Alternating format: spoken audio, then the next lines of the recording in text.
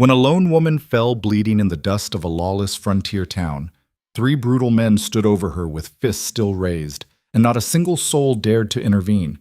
But when a stranger's shadow fell across that blood-stained street, everything changed. This is the story of Lena Hartley, who learned that survival means standing when the world expects you to kneel, and Cole Maddox, the rancher who discovered that saving one life can rebuild your own. Stay with me until the end of this journey. Hit that like button and comment with your city so I can see how far this story travels across the world. The sun hung merciless over Sweetwater Creek that August afternoon, baking the main street into hardpan and turning the air thick enough to choke on. Dust devils spun lazy circles between the buildings, and the few folks brave enough to be outside moved slow, keeping to whatever shade they could find. It was the kind of heat that made decent people irritable and mean people downright dangerous. Lena Hartley stood behind the bar of the Silver Spur Saloon, wiping down glasses that would never come truly clean no matter how hard she scrubbed. 22 years old, with dark hair pulled back in a simple braid and eyes the color of storm clouds, she'd learned early that in a place like Sweetwater Creek, a woman alone had to make herself small, invisible when possible. The trick was to work hard, speak little, and never, ever draw the wrong kind of attention. She'd been doing well enough at it for nearly 8 months, ever since her father died and left her with nothing but a few dollars and the clothes on her back. The saloon job paid barely enough to rent a tiny room above the general store, but it was honest work, and honest work was hard to come by for a woman with no family and no prospects. The afternoon crowd was sparse, just a few ranch hands nursing warm beers and playing desultory hands of poker in the corner. Lena was grateful for the quiet. The evenings would bring the real trouble, when the whiskey flowed freely and men's tempers shortened with every drink. The doors swung open with a bang that made her flinch. Marcus Brody strode in like he owned the place. In many ways, he did. His father, Clayton Brody, owned the largest ranch in 3 counties, ran most of the businesses in town either directly or through fear, and had the sheriff so deep in his pocket the man might as well have been stitched there. Marcus himself was 25, handsome in a hard way, and meaner than a rattlesnake with a toothache. He'd inherited his father's sense of entitlement and added his own particular brand of cruelty to it. 2 of his men followed him in, Jake Townsend and Pete Mercer, both cut from the same coarse cloth. They were the kind of men who enjoyed hurting things smaller than themselves. Lena kept her eyes on the glass in her hand, polishing it with methodical precision. Maybe if she didn't look up, didn't acknowledge them, they'd leave her alone. "Well now," Marcus said, his boots heavy on the wooden floor as he approached the bar. "If it ain't the prettiest bartender in Sweetwater Creek." She could feel his eyes on her like unwanted hands. "What can I get you, Mr. Brody?" "Mr. Brody." He laughed, but there was no humor in it. "So formal. I keep telling you, call me Marcus." "What can I get you?" she repeated, her voice carefully neutral. "How about that answer I've been waiting for?" He leaned against the bar, close enough that she could smell the tobacco on his breath. "Asked you to dinner 3 times now. Starting to think you don't like me very much." Lena set down the glass and met his eyes, choosing her words carefully. "I appreciate the offer, but I'm not looking for company right now, just trying to work and keep my head down." "See? That's where you're making a mistake." Marcus's smile didn't reach his eyes. "A woman like you, alone in this town, you need protection. You need someone who can make sure nothing bad happens to you, and I'm offering to be that someone. I'm managing just fine on my own. Are you, though?" He straightened, and something dangerous flickered across his face. "Because from where I'm standing, it looks like you're about 2 missed rent payments from ending up in a much worse situation than pouring drinks for cowboys." The lady said no, Marcus. Bill Henderson, the saloon owner, appeared from the back room. He was in his 50s, with gray threading through his hair and deep lines around his eyes from 30 years of dealing with difficult customers. "How about you boys get your drinks and leave her be?" Marcus turned slowly, his jaw tight. "You teaching me manners now, Henderson?" "Just keeping the peace in my establishment." Bill's voice was steady, but Lena could see the slight tremor in his hands. Everyone knew what it meant to cross the Brodys. For a long moment, Marcus stared at the older man. Then he smiled, though it looked more like a wolf baring its teeth. "Sure, Bill. We'll have 3 whiskeys." He tossed some coins on the bar, more than enough to cover the drinks. "Keep the change. Come on, boys."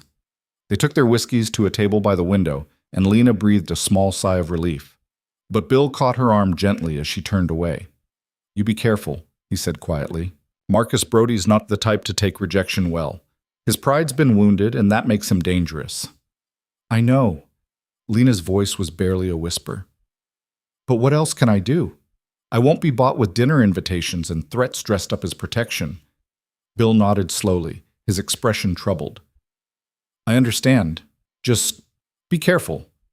Watch your back." The rest of the afternoon passed without incident, though Lena could feel Marcus's eyes on her every time she moved. When her shift finally ended at 6 o'clock, she untied her apron with trembling fingers and slipped out the back door, hoping to avoid another confrontation. The alley behind the saloon was narrow and shadowed, lined with crates and barrels. She'd nearly reached the street when a hand grabbed her arm and spun her around. Marcus had her pinned against the wall before she could scream, his face inches from hers. "You embarrassed me in there," he said, his voice low and venomous. "Made me look like a fool in front of my men. Let go of me." Lena tried to pull away, but his grip was iron. "You think you're better than me? You think you're too good for a Brody?" His other hand came up to grip her throat, not quite choking, but threatening it. "You're nothing. You're nobody. Your daddy died drunk in a ditch, and you're heading the same direction unless you wise up and accept the help I'm offering." "I said let go!" She brought her knee up hard, catching him in the stomach. Marcus stumbled back, more surprised than hurt, and for a moment his face went blank with shock. Then rage flooded in, turning his features into something ugly and twisted. "You stupid—" He raised his hand to strike her. The back door of the saloon banged open. "That's enough, Marcus." Bill Henderson stood there with a shotgun cradled in his arms, not quite pointed at Marcus, but close enough to make the threat clear. "You lay one hand on her and I don't care who your daddy is. I'll put buckshot in you." Marcus lowered his hand slowly, his chest heaving. When he spoke, his voice was deadly quiet. "You're making a big mistake, old man. Both of you." He turned and walked away, his boot heels sharp against the packed dirt.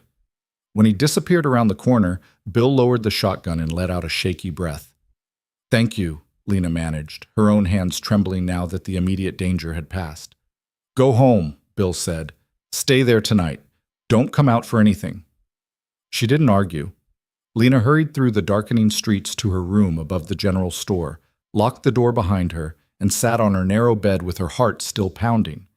Through the thin walls, she could hear the sounds of Sweetwater Creek settling into evening, piano music from the saloon, laughter from the boarding house, horses moving past in the street.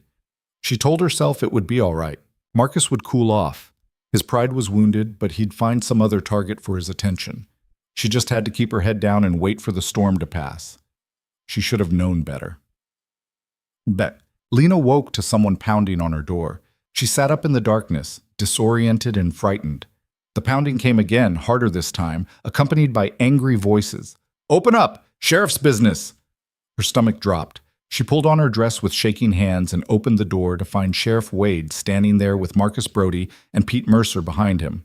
The sheriff was a heavy-set man with a drooping mustache and eyes that never quite met yours directly. "Lena Hartley," he said, sounding almost bored, "you're under arrest for theft." "What?" The word came out as barely a whisper. "I didn't steal anything." "Bill Henderson says you took $50 from his cash box yesterday evening." The sheriff grabbed her arm. "You're coming with me." "That's a lie." Lena tried to pull away, but his grip was unyielding. "Bill would never say that. Ask him yourself." "Can't ask him nothing. He left town this morning on business. Won't be back for a week." The sheriff's tone suggested he didn't much care whether she was guilty or not. "Now you can come quiet, or you can come loud. Makes no difference to me." Behind him, Marcus smiled. A cold, satisfied smile that told Lena everything she needed to know about where this accusation had come from. They dragged her down the stairs and out into the street. It was just past dawn, and already a crowd was gathering. News traveled fast in Sweetwater Creek, especially when it involved scandal. "I didn't do it!" Lena shouted, trying to make herself heard over the rising murmur of voices. "This is a lie. It's revenge because I wouldn't—" Pete Mercer's hand cracked across her face, snapping her head to the side and filling her mouth with the copper taste of blood. "Shut your lying mouth!" The sheriff made no move to stop him. Instead, he hauled Lena toward the center of the street, where Marcus was waiting with Jake Townsend. $50 is a serious theft, Marcus said, loud enough for everyone to hear. And theft from an honest businessman? Well, that deserves more than just jail time. That deserves a lesson. No, Lena whispered, understanding flooding through her. No, please. Marcus hit her first, a backhanded blow that sent her sprawling in the dust. Before she could get up, Jake grabbed her and hauled her to her feet, holding her arms behind her back while Marcus hit her again, this time in the stomach. The air left her lungs in a rush.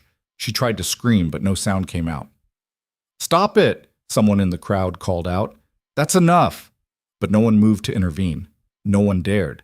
The Brodies owned this town, owned the sheriff, owned the law itself. Standing up to them meant losing everything, your livelihood, your home, maybe your life. Pete joined in then, his fists heavy and brutal. Lana tasted blood, felt something crack in her ribs, felt her knees buckle. When Jake finally let her go, she collapsed into the street, the dust coating her bloodied face. Through swelling eyes, she could see the crowd watching in silence. She recognized faces. Mrs. Chen from the general store, Tom Baker the blacksmith, Sarah Williams, who'd always been kind to her at church. But they all looked away when her eyes met theirs, their faces closed and frightened. This was how it worked in Sweetwater Creek. This was justice when you had no money and no name to protect you. Marcus crouched down beside her, his face close to hers. You should have said yes when I asked nicely, he said softly, just for her ears. Could have avoided all this unpleasantness, but maybe you'll learn some manners in jail, if you survive that long. He stood and raised his voice for the crowd. Let this be a lesson to anyone who thinks they can steal from honest people and get away with it. Lena tried to push herself up, but her arms wouldn't support her weight. She collapsed back into the dirt, tasting blood and dust, feeling the sun already starting to bake the street around her. This is how I die, she thought distantly, beaten to death in the street while people watch and do nothing. Then a shadow fell across her. At first she thought it was Marcus coming back to finish what he'd started, but when she forced her eyes open, she saw a stranger standing between her and her attackers, a tall man in trail-worn clothes with a wide-brimmed hat that shadowed his face. Step away from her. His voice was quiet, but it carried through the street like a crack of thunder. Marcus laughed. This ain't your concern, stranger. Keep riding. I'll say it once more. The man's hand moved to rest on the revolver at his hip. Step away from her. Now! The crowd had gone utterly silent. Even the piano music from the saloon had stopped. Everyone watched as Marcus's face darkened with anger. You know who I am? Marcus demanded. Don't much care. The stranger's stance shifted slightly, and suddenly there was something dangerous about him, something that made even Marcus hesitate. I see 3 grown men beating a woman half to death in the street. That makes you cowards, and I don't abide cowards. She's a thief, Pete protested. Then let the law handle it. The stranger's eyes, Lena could see them now, cold and gray as winter ice, moved to the sheriff. Unless the law in this town includes beating suspects to death without trial. Sheriff Wade shifted uncomfortably. Now hold on. You're wearing a badge. Act like it. The stranger's voice could have cut glass. Tell these men to back off, or I will. For a long moment, nobody moved. Then Jake Townsend's hand started moving toward his gun. The stranger's revolver cleared leather so fast Lena barely saw it move. The hammer clicked back with a sound like a bone breaking. Don't. That single word carried the weight of absolute certainty. This was a man who'd killed before and wouldn't hesitate to do it again. Jake froze, his hand still inches from his weapon. Marcus's face had gone pale beneath his anger, but he wasn't stupid enough to draw on a man who already had him dead to rights. This ain't over, Marcus said, his voice shaking with rage. Not by a long shot. You just made the worst enemy of your life, stranger. I've made worse. The stranger didn't lower his gun. Now clear out, all of you, before I lose what little patience I have left. They went, but not before Marcus shot one last venomous look at Lena. You're already dead, he mouthed. You just don't know it yet. The crowd began to disperse, people melting away like they couldn't get away fast enough. In moments, the street was empty except for Lena, still lying in the dust. and the stranger standing over her. He holstered his gun and crouched down beside her, his movements careful and controlled. Up close, she could see he was older than she'd first thought, maybe 35 or 40, with weathered skin and lines around his eyes that spoke of hard years under an unforgiving sun. A scar traced across his left cheekbone, and his hands, when he reached out to help her, were calloused and strong. "Can you stand?" His voice had gentled considerably. Lena tried and failed, pain lancing through her ribs. I don't think so." "All right, I'm going to lift you. This might hurt." He was as gentle as possible, but she still cried out when he gathered her into his arms. Black spots danced across her vision, and for a moment she thought she might pass out. "Stay with me," the stranger said. "Where can I take you? You have people here?" "No." The word came out as barely a whisper. "No one. My room. Above the general store." But even as she said it, she knew that was impossible. Marcus would come for her there. He'd finish what he started, and this time no stranger would appear to save her. The man seemed to understand. He looked down at her with those cold gray eyes, and something in them softened just a fraction. "I have a ranch. 3 days north of here, beyond the settlements. Good land, good water. Quiet. I can't." Lena tried to shake her head and immediately regretted it. "I don't even know you." "Name's Cole Maddox." He started walking, carrying her as easily as if she weighed nothing at all. "And right now, I'm the only choice you've got that doesn't end with you dead in an alley. So what's it going to be?"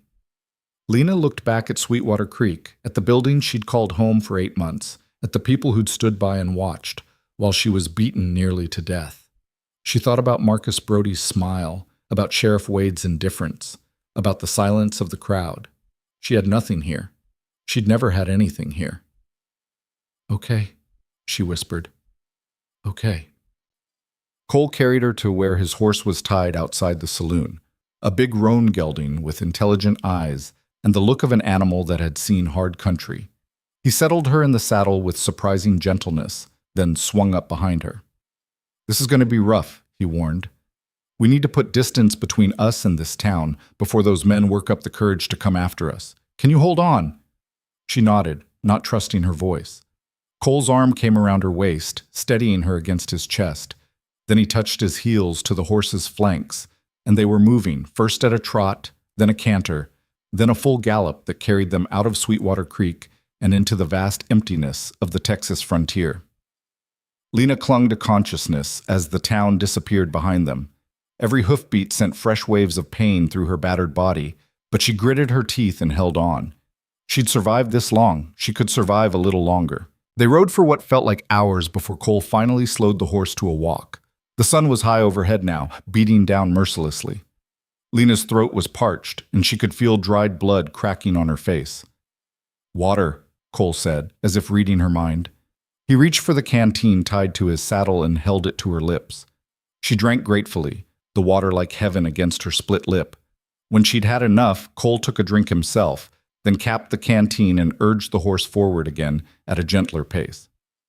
"Thank you," Lena managed, "for what you did back there." "Don't thank me yet." Cole's voice was matter-of-fact. "You might decide you were better off taking your chances in Sweetwater Creek once you see what frontier ranch life is really like." "I doubt that." Despite everything, Lena felt the ghost of a smile touch her lips. "Can't be worse than being beaten to death in the street." "Fair point." Was that a hint of dry humor in his voice? "Still, it's not an easy life. I won't lie to you about that." They rode in silence for a while. Lena found herself studying the landscape around them, endless plains of golden grass, broken occasionally by stands of mesquite and live oak. The sky stretched overhead like a blue dome, unmarred by a single cloud. It was beautiful in a harsh, unforgiving way. "Why did you help me?" she asked finally. "You don't know me. You had no reason to get involved." Cole was quiet for so long she thought he might not answer. When he finally spoke, his voice was distant, like he was seeing something she couldn't. "Had a sister once. Annie. She was about your age when she died. Some men, He stopped, his arm tightening slightly around Lena's waist. Some men took her, hurt her. By the time I found them, it was too late to save her. But I made sure they paid for what they did. I'm sorry, Lena said softly. Long time ago now. But the pain in his voice suggested it wasn't nearly long enough. When I saw those men standing over you, I saw her. And I thought, not again. Not if I can stop it. They fell back into silence, but it was a different kind of silence now. Less awkward, more companionable. Lena let herself relax slightly against Cole's chest, drawing comfort from his solid presence. As the sun began its descent toward the horizon, painting the sky in shades of gold and crimson, Cole finally spoke again. We'll camp tonight, then push on in the morning. 2 more days to the ranch. Think you can make it? Lena thought about her bruised ribs, her swollen face, the way every breath seemed to scrape against something raw and painful. Then she thought about Marcus Brody's smile, about dying alone in Sweetwater Creek with no one to even remember her name. I can make it, she said, and meant it. What? They made camp that night beside a small creek, sheltered by a stand of cottonwood trees. Cole helped Lena down from the horse with the same careful gentleness he'd shown all day, then set about building a fire and seeing to the horse. Lena sat on a flat rock near the creek and tried to assess the damage. Her face was swollen, her lips split, and there was a cut above her left eyebrow that had finally stopped bleeding. Her ribs screamed with every breath, and she had bruises blooming across her arms and shoulders. But nothing seemed broken beyond repair. She'd been lucky, in a terrible sort of way. Here, Cole appeared beside her with a cloth dampened in creek water. Clean yourself up. Might sting, but it'll help prevent infection. She took the cloth and began gently washing the blood from her face, wincing at the cold water against her injuries. Cole watched for a moment, then turned back to the fire. Got some jerky and hardtack, he said. Not fancy, but it'll keep you going. Sounds like a feast to me. Lena finished washing and carefully made her way to the fire, moving like an old woman instead of a young one. They ate in silence, and when they were finished, Cole spread out his bedroll and gestured to it. You take this. I'll keep watch. You don't have to. Get some rest, Lena. His tone left no room for argument. We've got hard riding ahead tomorrow, and you need to heal up. She was too exhausted to protest further. She laid down on the bedroll, every muscle protesting, and pulled the blanket up to her chin. The night air was cooling rapidly, and the fire's warmth felt like a blessing. Cole? She said into the darkness. Yeah? You said you made those men pay. The ones who hurt your sister. She hesitated. Are you still making people pay? Another long silence. When Cole spoke, his voice was carefully neutral. Used to be a lawman. Marshal, actually, down in Abilene. Spent years tracking outlaws, bringing them to justice. Then Annie died, and I spent more years hunting the men who killed her. He paused. Found them all but one. Man named Silas Vane. He was the leader, the one who gave the orders. But he disappeared into the territories, and I lost his trail. Do you still look for him? No. The word was flat and final. That life's behind me now. I got the ranch, got my peace. That's enough. But Lena heard the lie in his voice, or maybe not a lie, but a hope that hadn't quite become truth yet. A hope that the past could stay buried, that a man could start over and leave his ghosts behind. She understood that hope. She was clinging to it herself. Good night, Cole, she whispered.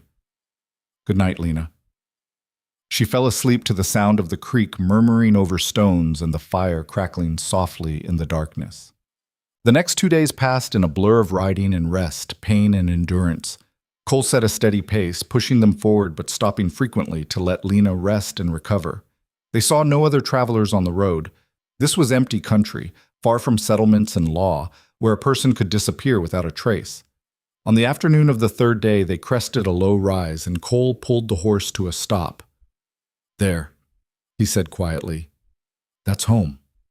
Lena looked where he was pointing and felt something in her chest ease for the first time in days. Below them, nestled in a broad valley between rolling hills, sat a ranch. Not a grand estate, but solid and well-built. A low house with a wide porch, a barn, corrals, and several outbuildings. A creek ran through the property, lined with trees that provided shade and shelter. Beyond the buildings, green pastures stretched toward the hills, dotted with grazing cattle. It looked like something from a dream, a place where a person might actually build a life. "It's beautiful," Lena breathed. "It's work," Cole said, but she could hear the pride in his voice. "From sunup to sundown every day. No vacations, no easy times, but it's honest work, and it's mine." As they rode down into the valley, Lena saw a figure emerge from the barn. A young man, probably not more than 18 or 19, tall and lanky with sun-bleached hair. When he saw them approaching, his hand moved instinctively toward the rifle leaning against the barn door. "Easy, Caleb," Cole called out. "It's me!"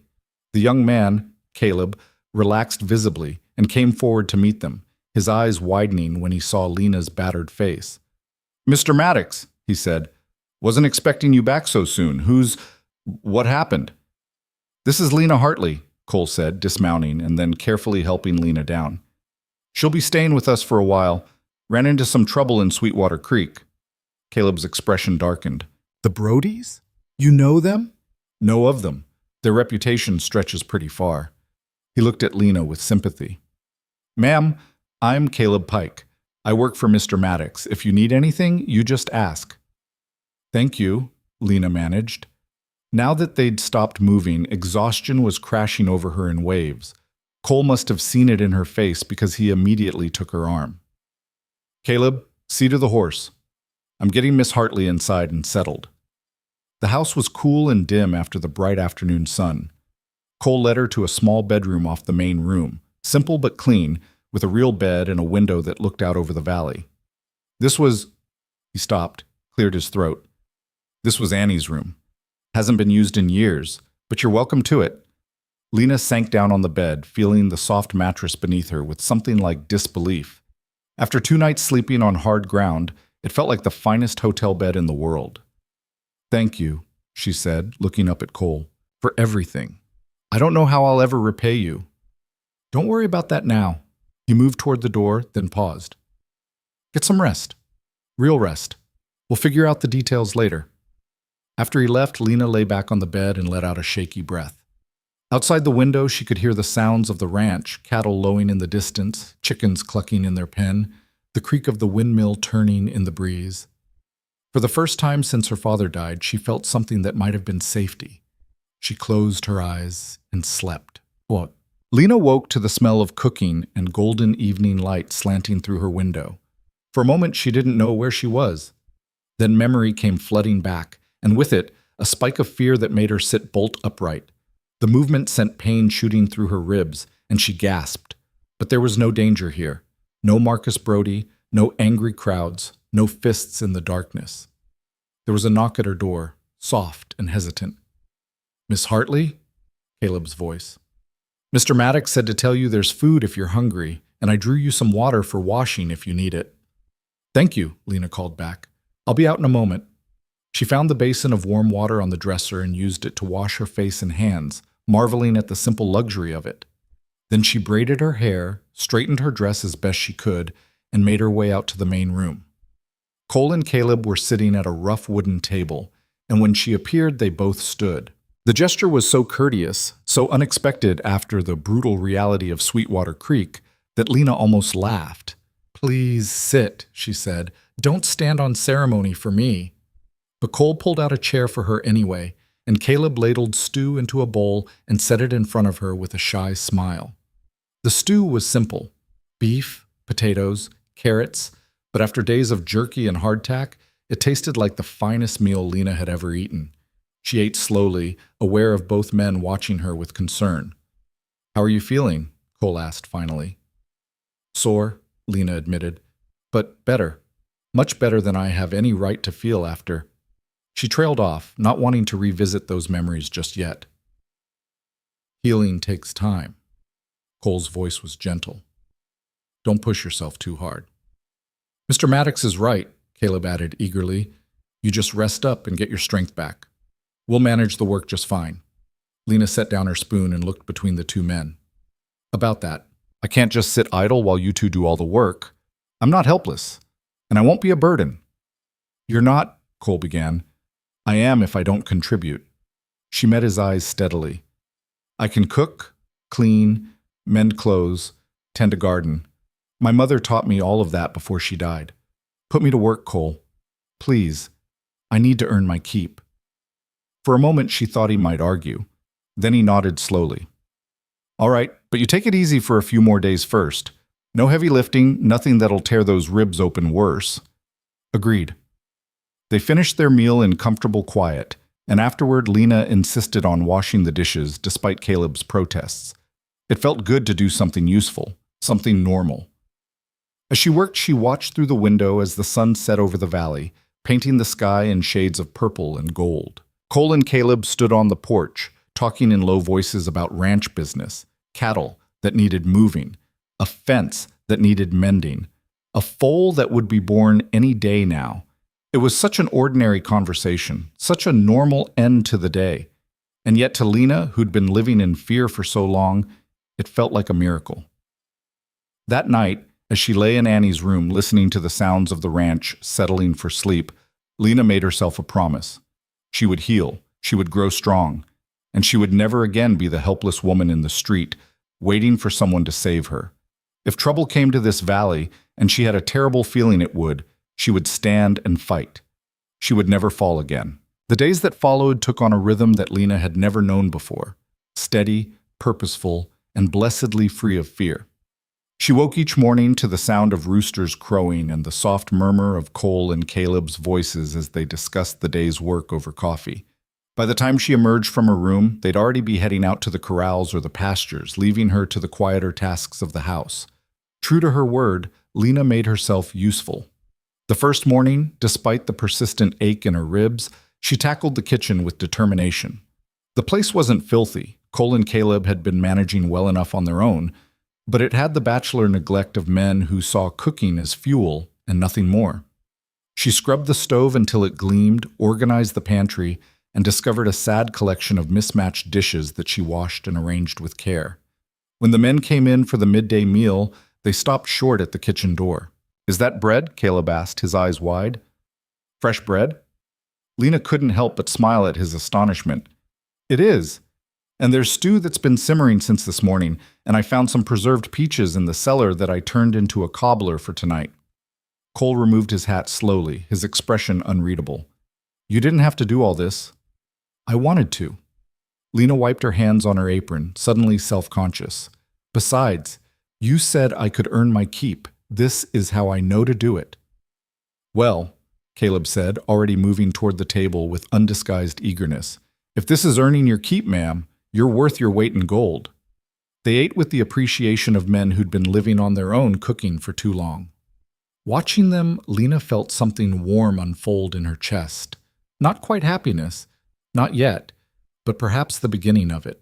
For the first time in longer than she could remember, she felt needed in a good way, not in the desperate, clinging way she'd felt in Sweetwater Creek. After they'd gone back to work, she stood on the porch and looked out over the valley. The ranch spread before her like a promise, rough and beautiful and alive. Cattle grazed in the distance, their hides gleaming in the sun. The creek sparkled where it wound through the property, and everywhere she looked there was space, vast open space with no crowds to judge her, no Marcus Brody to corner her in dark alleys. Miss Hartley? She turned to find Caleb approaching, his hat in his hands. Up close, she could see he was even younger than she'd first thought. Maybe 17 at most, with the kind of open, honest face that hadn't learned to hide what it felt. Please call me Lena. Miss Hartley makes me feel like a school teacher. He grinned. Yes, Lena. He shifted his weight, suddenly awkward. I just wanted to say it's nice having you here. The place feels more like a home already, if you don't mind me saying. I don't mind at all. Lena studied him curiously. How long have you worked for Cole? Going on 2 years now. My pa died, and my ma couldn't keep the farm going on her own. She moved back east to live with her sister, but I wanted to stay. Mr. Maddox gave me a job when nobody else would take a chance on a kid with no experience. His voice carried simple gratitude. He's a good man. Hard sometimes, but fair. And he don't lie to you, which is more than you can say for most. He saved my life, Lena said quietly. Yeah. Caleb looked out toward the pastures where Cole was working with one of the horses. He's got a way of doing that. Saving people, I mean. Think it's because he couldn't save his sister. They stood in comfortable silence for a moment. Then Caleb cleared his throat. Anyway, I should get back to work. Just wanted you to know you're welcome here. Really welcome. As he walked away, Lena found herself blinking back unexpected tears. Kindness, real kindness, with no strings attached, still felt strange to her, but she thought she could get used to it. The afternoon passed in a blur of domestic tasks that felt oddly satisfying.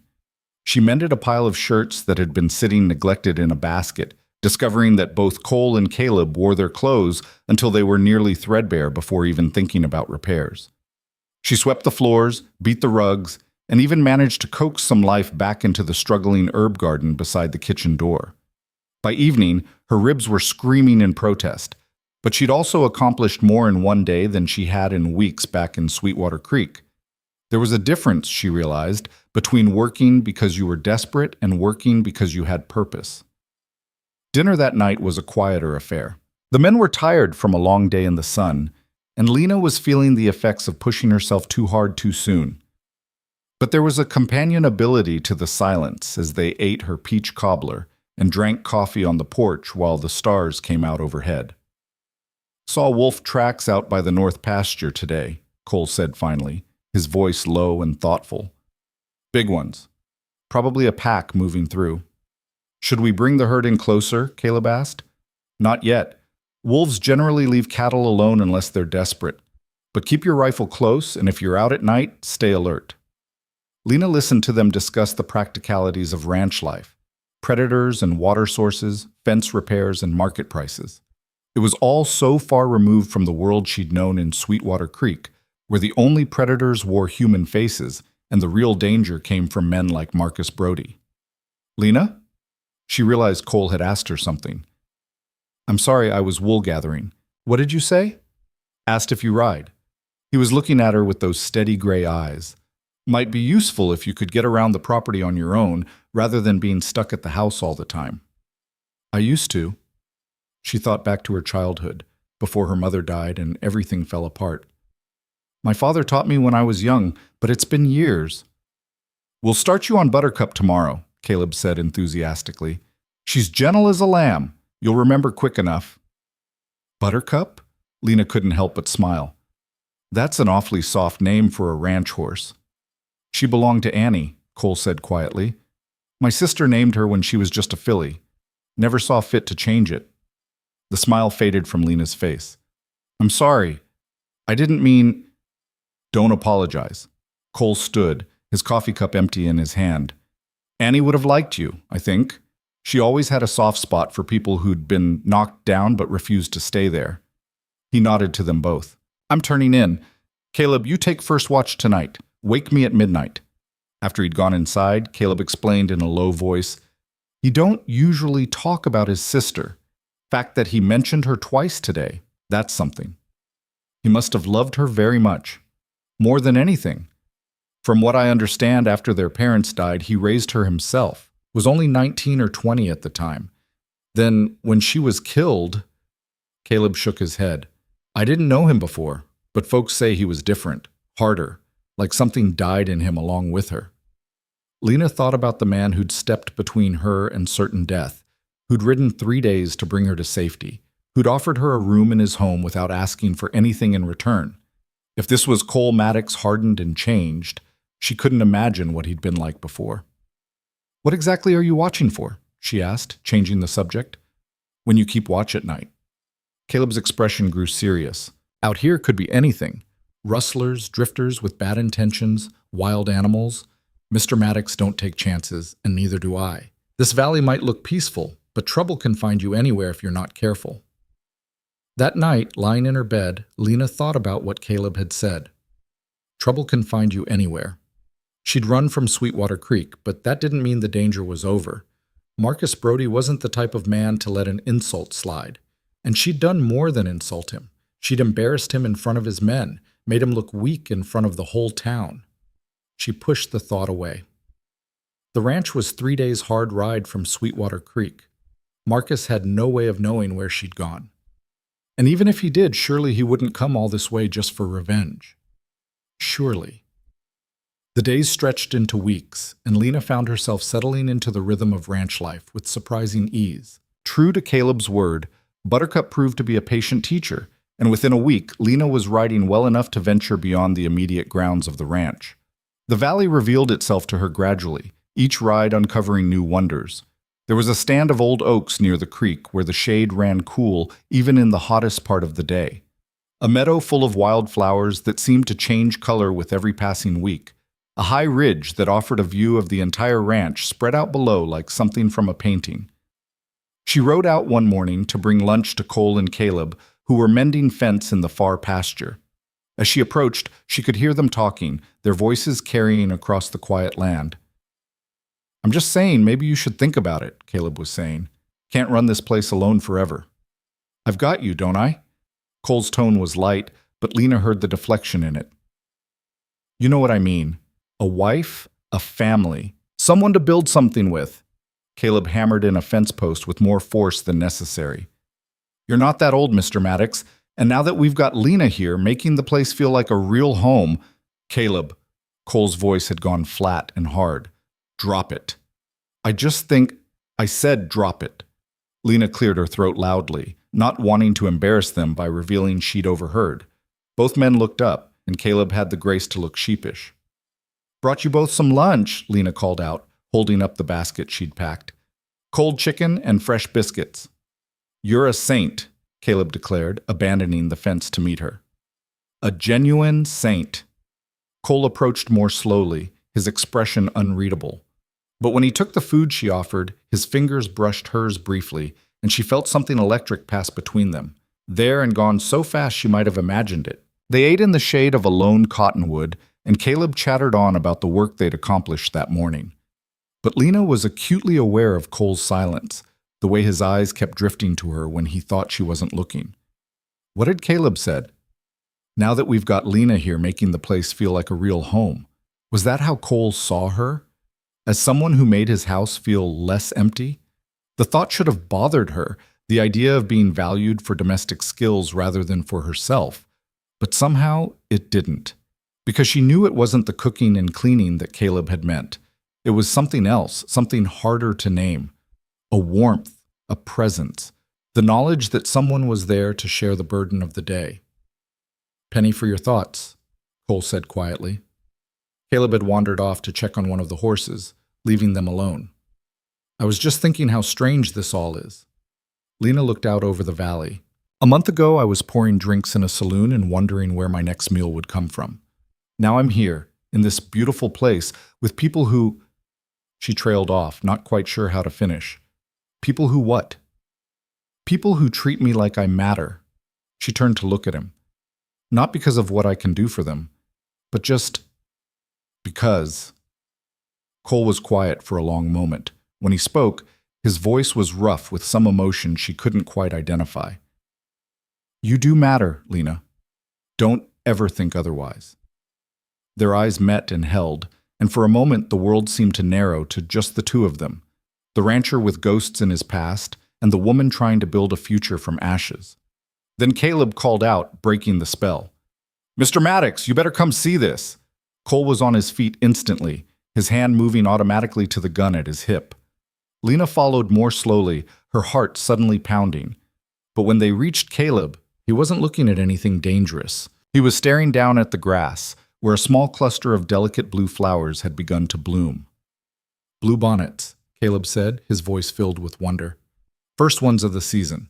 Ma always said if you saw the first bluebonnets, you gotta make a wish." Lena knelt beside the flowers, marveling at their fragile beauty. In all her years in Texas, she'd seen bluebonnets before, but never had they struck her as quite so lovely as they did right now, growing wild and free in this protected valley. "What would you wish for?" she asked Caleb. The young man's ears turned red. "Ah, you know, the usual. Health, prosperity, maybe a pretty girl who doesn't mind a ranch hand with more ambition than sense." Lena laughed. "I think that's a fine wish." "What about you, Miss Lena? What would you wish for?" She thought about it seriously. A month ago, she would have wished for safety, for food, for a place to sleep without fear. but she had all of that now. What she wanted now was harder to articulate. "I'd wish for this to last," she said finally. "For this peace, this belonging. I'd wish it could stay exactly like this." When she looked up, Cole was watching her with an expression she couldn't read. But there was something in his eyes, recognition, maybe, or understanding, as if he knew exactly what she meant, and perhaps wished for the same thing himself. They rode back to the ranch house together as the afternoon wore into evening, the three of them strung out in a line with Lena in the middle. She found herself memorizing the moment, the warm sun on her shoulders, the creak of saddle leather, Caleb's off-key humming of some half-remembered song. The way Cole sat his horse with unconscious grace, completely at home in this wild country. This was what happiness felt like, she realized with a jolt. Not the giddy, temporary joy of a moment's pleasure, but the deep, quiet contentment of being exactly where you were meant to be. She held on to that feeling all through dinner and into the evening, even as some small part of her whispered that nothing this good could last forever. That trouble, as Caleb had said, could find you anywhere. That night, she woke to the sound of horses moving outside. She lay still for a moment, listening, trying to determine if it was just the normal sounds of the ranch animals or something else. Then she heard voices, low, tense, urgent. Lena slipped out of bed and crept to the window. In the moonlight, she could see Cole and Caleb standing near the barn, talking to a third man she didn't recognize. The stranger's horse was lathered with sweat, as if he'd ridden hard and fast. She couldn't hear what they were saying, but she could see the way Cole's shoulders tensed, the way his hand moved to his gun. Whatever news the stranger brought, it wasn't good. When the man finally rode away and Cole and Caleb came back inside, Lena pretended to be asleep, but she heard them talking in the main room, their voices carrying through the thin walls. "Can't be sure it's him," Caleb was saying. "It's him." Cole's voice was hard as iron. "John Creedy doesn't ride this far north without a reason. If he's asking questions about me, sniffing around the settlements, then Vane knows I'm here. After all these years? Why now? Because men like Vane don't forget, and they don't forgive." There was a pause, then the sound of glass on wood, Cole pouring himself a drink. "I thought I'd covered my tracks well enough. Thought I could just disappear into this valley and leave all that behind. So what do? We prepare. Check the weapons, make sure we have ammunition, double the watch. If Vane's coming, I want to see him long before he gets close to the ranch. And Miss Lena?" Another pause, longer this time. "She doesn't need to know? Not yet. Could be nothing. Could be Creedy's just passing through and happened to mention my name in conversation. No point in scaring her over something that might not happen." Lena pressed her hand over her mouth to keep from making a sound. Silas Vane, the man who'd killed Cole's sister, the last outlaw from that gang still alive. And now he was coming here, drawn by some whisper or rumor that had reached him in whatever dark hole he'd been hiding in. This was her fault. If Cole hadn't stopped in Sweetwater Creek, if he hadn't intervened to save her, he would still be invisible here. Unknown, safe. She'd brought this danger to his door as surely as if she'd sent Vane an invitation. Sleep was impossible after that. Lena lay in the darkness, listening to Cole and Caleb move around the house, checking weapons and securing doors. When dawn finally came, she rose and went through the motions of making breakfast, but her mind was elsewhere. Cole noticed immediately. "You all right?" "Fine." She forced a smile. "Just didn't sleep well." He studied her for a long moment, and she had the uncomfortable feeling that he could see right through the lie. But he didn't press. "Caleb and I need to ride out to check the herd. You'll be here alone for most of the day. You know where the rifle is?" "I do." Her father had taught her to shoot when she was young, though she was far from expert. "Good. Keep it close. And if you see anyone at all, you fire 3 shots in the air and then get inside and bar the door. Understand?" "Cole, what's going on?" "Just being cautious." But his eyes told a different story. "Probably nothing, but better safe than sorry." After they left, the house felt too quiet, too empty. Lena tried to keep herself busy with chores, but every sound made her jump. The wind rattling a shutter became footsteps. A crow cawing in the distance became a warning. She was being ridiculous. This was a ranch in the middle of nowhere. What were the odds that anything would actually happen? But as the day wore on and the sun climbed toward its zenith, Lena found herself checking the windows more and more frequently, the rifle never far from her hand. It was mid-afternoon when she saw the dust cloud on the eastern horizon. Her heart stopped, then started again, pounding so hard she could hear it in her ears. She grabbed the rifle and ran to the porch, her eyes fixed on that plume of dust. One rider, coming fast. She raised the rifle, her hand shaking so badly she could barely aim. 3 shots. That's what Cole had said. 3 shots and get inside. But what if it was just a traveler? What if she fired and scared off someone who meant no harm? The rider came closer, and Lena's finger tightened on the trigger. Closer still, close enough now that she could make out details. A tall figure on a dark horse, riding with the easy confidence of someone who knew this country well. And then she recognized the horse, the big roan gelding. It was Cole. She lowered the rifle with shaking hands, relief flooding through her so powerfully she had to sit down on the porch steps. He must have seen her from a distance because he kicked the horse into a gallop, covering the last 100 yards in seconds. "What happened?" he demanded, swinging down from the saddle before the horse had fully stopped. "I saw you on the porch with the rifle. Nothing happened." Lena set the gun aside carefully. "I saw the dust and got scared. I didn't realize it was you until you got close." Cole's expression softened. He sat down beside her on the steps, so close their shoulders almost touched. "I'm sorry, didn't mean to frighten you. It's not your fault." She looked at him, at the weathered face and careful eyes. "Last night I heard you talking to that man. I heard you mention Silas Vane." His jaw tightened. "You were supposed to be sleeping." "I was. The voices woke me." She took a breath. "This is my fault, isn't it? If you hadn't stopped in Sweetwater Creek, if you hadn't saved me—" "Stop." Cole turned to face her fully. "None of this is your fault. Vane's been out there for years. Sooner or later, he was bound to learn where I was. That's on me, not you." "But no buts." His voice was firm but not unkind. "You listened to me, Lena Hartley. I made the choice to help you in Sweetwater Creek. I made the choice to bring you here. And I'd make the same choices again, even knowing what might come of it. You understand me?" She nodded, not trusting her voice. "As for Vane," Cole looked out over the valley, his expression hardening. "He's been a shadow over my life for too long. Maybe it's time to finally face him, put an end to this once and for all. You can't mean to fight him. If it comes to that." He stood, offering her his hand. "But it might not. Could be he's just passing through the territory. Could be the rumor was wrong. We'll deal with what comes when it comes." But Lena heard the lie in his voice, the false hope. Men like Silas Vane didn't forget grudges. And if he'd learned that Cole Maddox was still alive, still living free and unpunished for hunting down his gang, he would come. It was only a matter of when. The days that followed were tense, despite everyone's best efforts to maintain normalcy. Cole and Caleb kept up their watch rotations, and Lena noticed that both men now carried their rifles everywhere, even to check on the cattle or mend fences.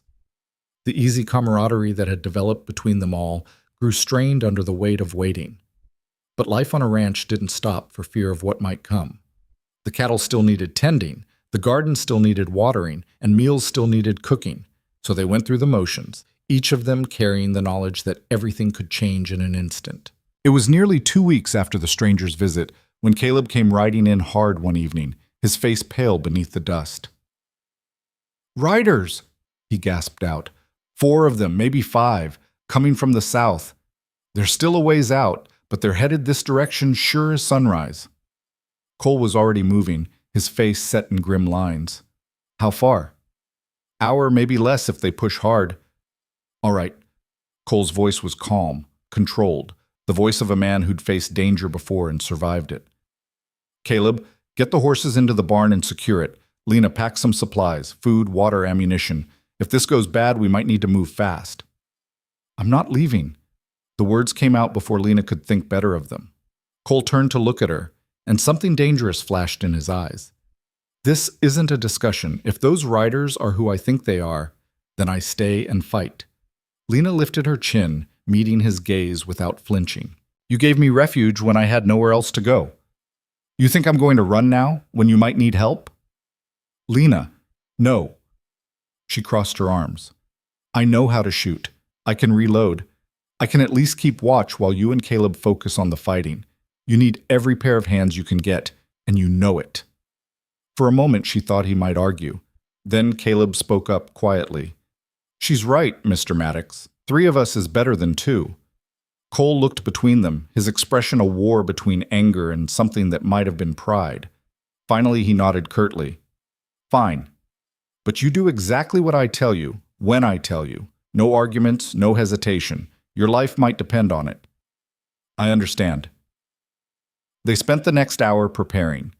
Cole positioned Lena upstairs near a window that offered a good view of the approach to the ranch. He showed her how to reload quickly, how to sight down the barrel, how to breathe steady when fear made her want to panic.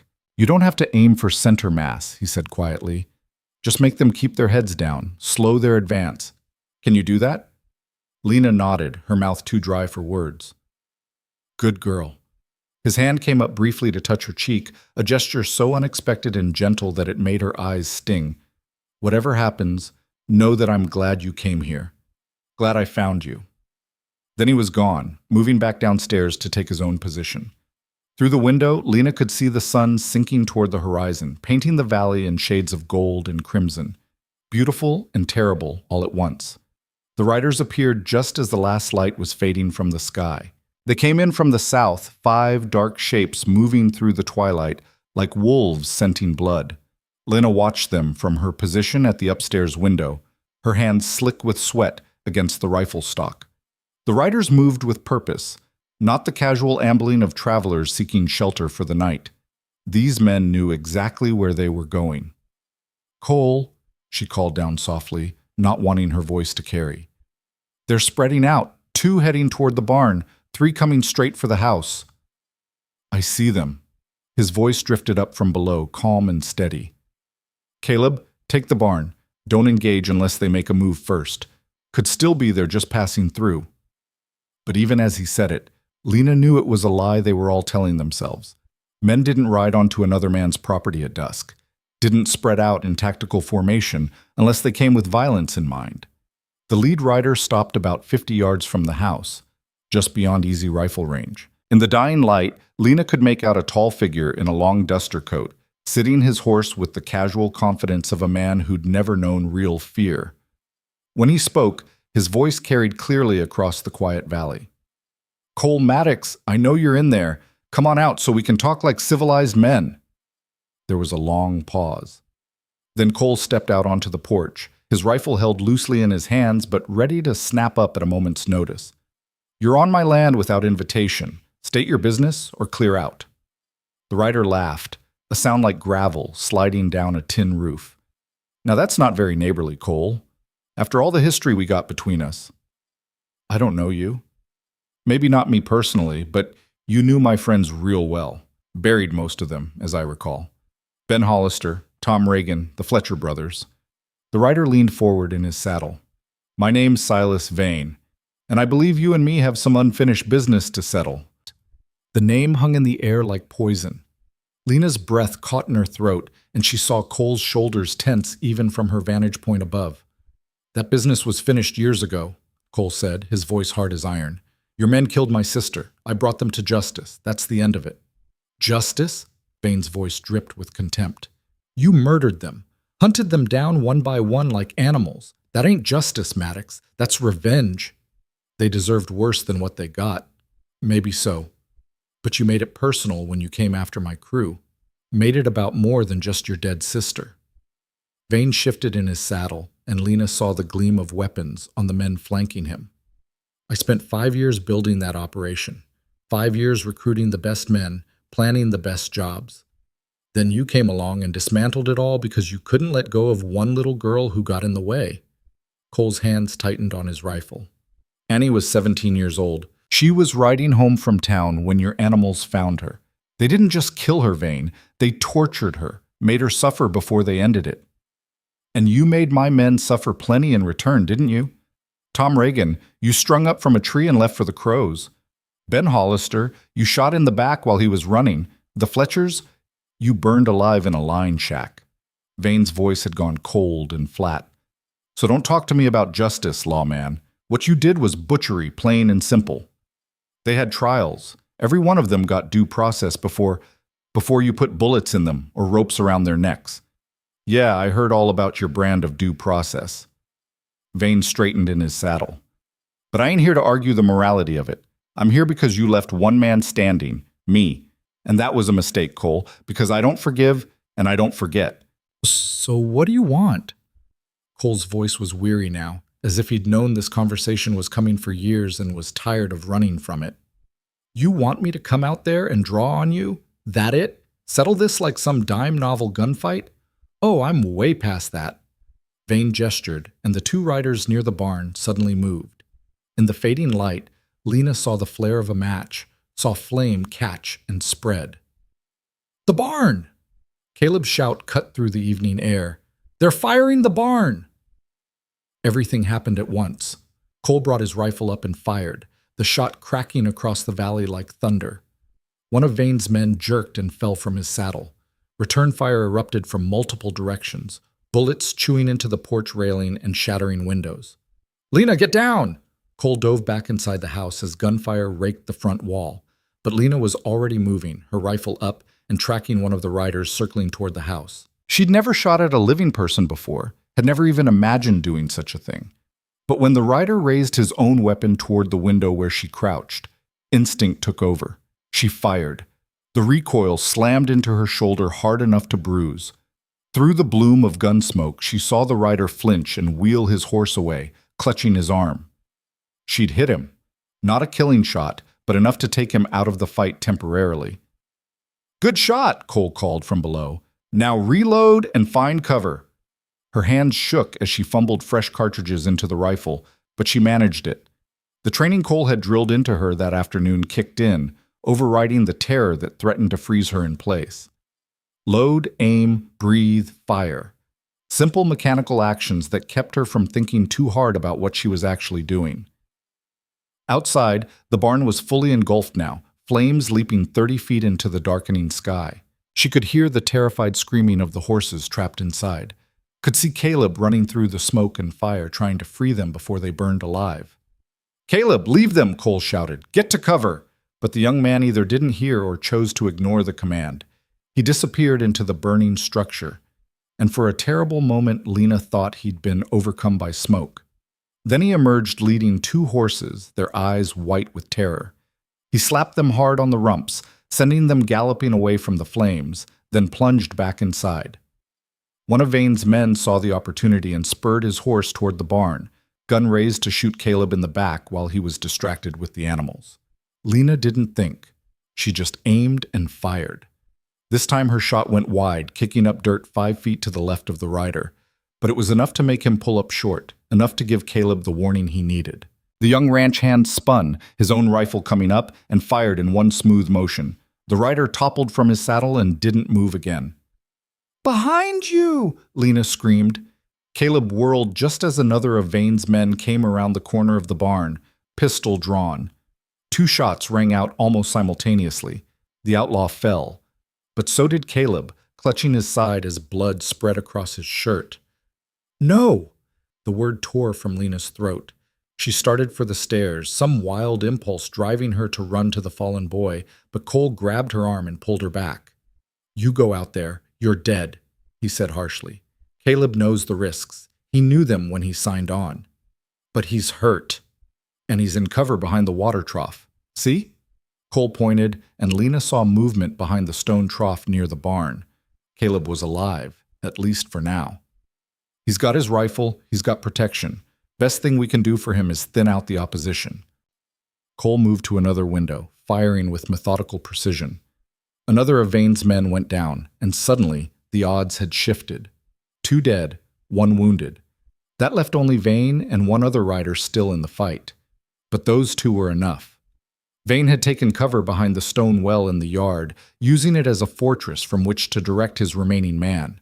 And that man was circling wide, trying to work his way around to the back of the house, where they'd have no clear line of fire. He's going for the kitchen door, Cole muttered. Lena, watch the front. Anything moves, you shoot it. I'm going downstairs. Cole, wait. but he was already gone, moving with the fluid grace of a man who'd fought in close quarters before.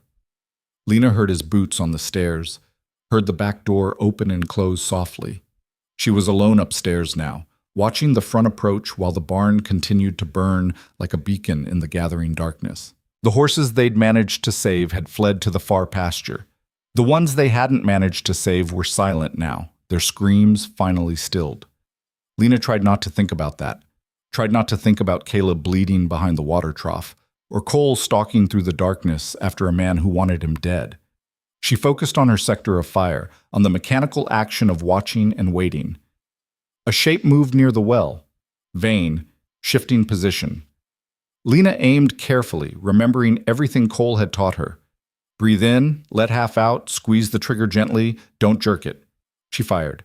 The bullet sparked off stone inches from Vane's head. He ducked back with a curse she could hear even at this distance. "You got some fight in you, girl," Vane called out. "That's good. Make this interesting at least." Lena didn't waste breath on a reply. She reloaded and kept watching, her heart hammering so hard she could feel it in her throat. Gunfire erupted from the back of the house, 2 shots close together, then silence. Lena's hands tightened on her rifle. Was Cole all right? Had he gotten the outlaw, or had the outlaw gotten him? The wait was agony. Seconds stretched into small eternities. Then she heard the back door open again, heard Cole's voice. "Lena, you okay up there?" Relief flooded through her so powerfully she felt dizzy. "I'm fine. You?" "He won't be bothering us anymore." Cole's voice was grim. "That just leaves Vane." As if summoned by his name, the outlaw leader called out from his position behind the well. "Down to just you and me now, Cole, like it should have been from the start." "Come out and face me then." Cole stepped onto the porch, his rifle leveled. "Or are you yellow underneath all that big talk?" Vane laughed. "I ain't stupid enough to step into your sights, lawman. But I got time, got patience, and I got something you don't got." "What's that?" "Nothing left to lose." The words had barely left Vane's mouth when movement exploded from the orchard to the left of the house. In the firelight from the burning barn, Lena saw a figure emerge from the trees, running low and fast toward Cole's exposed position on the porch. The wounded rider, the one she'd shot in the arm. He'd circled around through the orchard, waiting for his moment. "Cole!" Lena screamed the warning even as she swung her rifle toward the new threat. But she was too slow, the angle was wrong, and the man was moving too fast. He'd be on Cole in seconds, and at that range, even a wounded man with a pistol was deadly. Lena didn't hesitate. She dropped her rifle, grabbed the heavy ceramic wash basin from the dresser, and hurled it through the window. The basin tumbled end over end, catching the last rays of firelight as it fell. It struck the charging outlaw square in the head with a crack like a breaking branch. The man's legs went out from under him, and he sprawled face first in the dirt not 10 feet from the porch. Cole spun and fired once, ending the threat permanently. Then he looked up at the broken window where Lena stood, his expression caught somewhere between shock and something that might have been admiration. "Nice throw," he called up. "My father taught me to throw rocks at coyotes," she called back, trying to keep her voice steady despite the trembling in her hands. "Same principle." From behind the well, Vane's laughter rang out again, but there was less humor in it now and more edge. "You got yourself a real wildcat there, Cole. She might actually survive what's coming." "What's coming is you in shackles headed for a hanging," Cole shot back.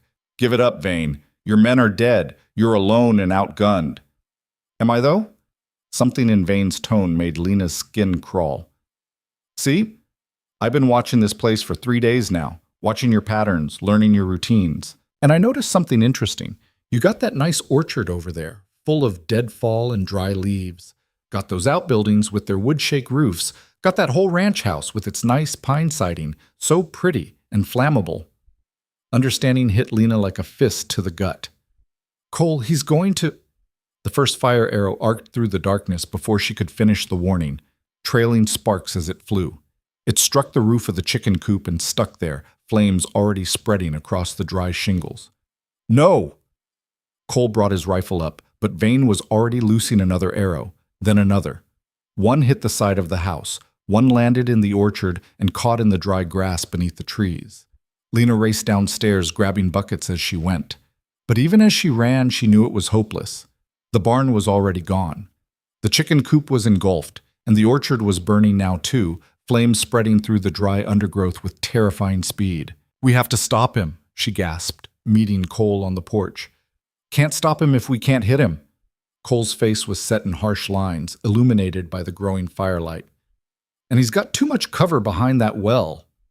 Another fire arrow struck the side of the house, this one lodging in the wooden siding just above the kitchen window. Lena ran to it with her bucket of water and managed to douse the flames before they could spread, but her bucket was empty now, and Vane was still firing. "This is what you get, Cole," Vane's voice rang with savage triumph. "This is what you get for taking everything from me. Now I take everything from you." A fire arrow hit the roof above Lena's head. She looked up in horror as flames began to eat into the shingles, spreading faster than she could possibly fight them. "The house is lost," Cole said flatly. "We need to get out." "No." Lena grabbed his arm. "There has to be something we can do. The well, if we can get enough water, by the time we haul enough water up here, the whole place will be gone." He turned to look at her, and in his eyes she saw a terrible resolve. "But Vane's focused on the house. He's not paying attention to anything else." "What are you—" "Cole, no. Whatever you're thinking, don't. He's got to reload sometime. Those fire arrows take time to prepare, time to light. When he does, I'm going over that porch rail and straight at him. If I'm fast enough, you'll be dead." Lena grabbed both his arms now, forcing him to look at her. "You'll be dead, and then he'll kill me and Caleb, and everything you've built here will burn to ashes anyway. You got a better idea?" She didn't. That was the terrible thing. She had no better idea, no clever solution, no way to stop the man who was systematically destroying everything they had. Then Caleb's voice rang out across the yard, weak but determined.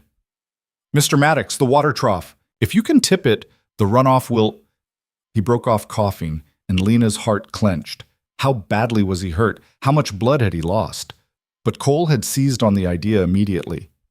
"The trough feeds from the creek. If we can breach it, flood the yard. It won't stop all the fires, but it'll slow them down." Lena looked at the burning orchard, the blazing outbuildings, the roof that was now fully engulfed. "And it might give us a chance." Cole nodded sharply. "On my signal, you provide covering fire. Keep Vane's head down. I'll get to the trough." "That's 30 yards of open ground." "I know, but it's our only play." He checked his rifle, his movements quick and efficient. "Soon as I move, you start shooting. Don't stop until I reach cover. Understand?" Lena wanted to argue, wanted to tell him this was insane, that there had to be another way. But there wasn't another way. There was only this desperate gamble, this impossible dash across ground lit bright as day by the burning barn. "I understand," she whispered. Cole touched her face, his hand rough and gentle at the same time. "Whatever happens, you get yourself and Caleb out of here. Ride north toward the settlements. Don't stop. Don't look back." "Cole, promise me." She couldn't promise that. Couldn't promise she'd leave him to die alone. But she saw in his eyes that he needed to hear it, needed to believe she'd survive even if he didn't. "I promise," she lied. He held her gaze for one more heartbeat. Then he stepped to the edge of the porch, coiled and ready, like a spring about to release. "Now!" Lena brought her rifle up and started firing, pumping shot after shot toward the well, even though she couldn't see Vane clearly through the smoke and firelight. Her job wasn't to hit him. Her job was to make him keep his head down, to buy Cole the seconds he needed. Cole vaulted the porch rail and ran. He was fast, faster than Lena would have thought possible for a man his size and age. He ran like death itself was chasing him, his boots pounding across the hard-packed earth. Vane rose from behind the well, his pistol tracking Cole's movement. Lena shifted her aim and fired, her bullet striking so close to Vane's head that he flinched back down. But not before he got a shot off. Cole stumbled, his left leg buckling. For a terrible moment, Lena thought he'd go down. But he caught himself and kept running, his stride hitching now but still covering ground. 10 yards to the trough. 5. Vane rose again, and this time Lena's rifle clicked on empty. She'd run dry, and there was no time to reload. Cole reached the trough and threw his whole weight against it, his wounded leg nearly folding beneath him. The massive stone structure didn't budge. "Caleb!" Cole gasped. "Help me!" The young man emerged from behind the trough, his face gray with pain and blood loss. Together they heaved against the ancient stone structure, their combined weight finally tipping the balance. The trough toppled with a grinding crash, and water erupted from the broken pipe beneath it. Clear creek water, gallons of it, flooding across the yard in a rush. Vane's next fire arrow struck the ground and sputtered out in the sudden deluge. He fired another and another, but the water was spreading too fast, creating a barrier between his position and the house. "No!" His shout was pure rage. "No! No! No!" He stood from behind the well, fully exposed now in his fury, raising his pistol toward where Cole and Caleb crouched behind the overturned trough. Lena had reloaded now, her hands moving on pure muscle memory. She brought the rifle up, drew a breath, and fired. The shot took Vane high in the chest, spinning him around. He fired wildly as he fell, his bullets going wide. Then he was down, sprawled on his back in the mud and water, the spreading flood soaking into his coat. For a long moment, nobody moved. The only sounds were the roar of the burning buildings and the rush of water from the broken pipe. Then Cole pushed himself upright, limping heavily on his wounded leg. "Caleb, you all right?" "Been better, sir." The young man's voice was weak but steady. "But I'll live, I think." "Lena?" She was already running down the porch steps, splashing through the water that now covered most of the yard. She reached Cole just as his leg finally gave out, catching him before he could fall. "I got you," she said fiercely. "I got you." Together they made their way to where Caleb sat propped against the overturned trough, his hand pressed to the wound in his side. In the firelight, Lena could see it was bad, but maybe not fatal if they could get the bleeding stopped. "Let me see," she said, kneeling beside him. While she examined Caleb's wound, Cole limped over to where Vane lay in the spreading water. The outlaw was still alive, his chest rising and falling in shallow gasps, blood bubbling at the corners of his mouth. "Should have stayed hidden," Vane gasped out. "Should have let it go." "Yeah," Cole said quietly. "You should have. Your sister, she screamed for you. Did you know that? Screamed your name the whole time." Cole's hands clenched into fists, and for a moment Lena thought he might put a bullet in the dying man out of sheer rage. But he didn't. He just stood there, looking down at the man who'd haunted him for so many years. "She's at peace now," Cole said finally, "and soon you'll answer for what you did to her. But that's between you and whatever judgment waits beyond this life." Vane laughed, or tried to. It came out as a wet cough. "Always the lawman. Even now. Even after everything." He coughed again, and this time blood came with it, more blood than any man could lose and live. His eyes went distant, unfocused, then still. Silas Vane was dead.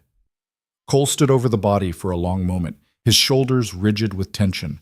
Then he turned away and came back to where Lena was tying off a makeshift bandage around Caleb's torso. "How is he?" "The bullet went through clean. Didn't hit anything vital, I think, but he needs a real doctor." Lena looked up at the burning buildings around them. "We all need help. The ranch is lost." Cole's voice was flat. "The barn, the outbuildings, half the orchard. By morning there won't be much left but the house, and even that's going to need major repairs." He sank down beside them, his wounded legs stretched out in front of him. In the firelight his face looked older, carved with new lines of pain and weariness. "Years of work," he said quietly. "Gone in one night."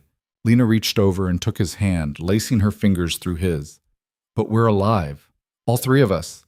That's what matters." "Is it?" He looked at her, and in his eyes she saw something close to despair. "I brought this on you, both of you. If I just kept moving after Sweetwater Creek, if I hadn't stopped there at all, then I'd be dead." Lena squeezed his hand hard. "And you'd still be running from ghosts. What happened tonight? That was Vane's choice, not yours. His evil, not yours." Caleb spoke up weakly. "She's right, Mr. Maddox. You saved both of us. Gave us a place when we had nowhere else to go. That means something. That means everything." They sat there together as the fires burned themselves out and the stars wheeled overhead, three people who'd survived the night, but had no idea what morning would bring. Dawn broke cold and gray over the ruins of the ranch, revealing the full scope of the devastation in merciless detail.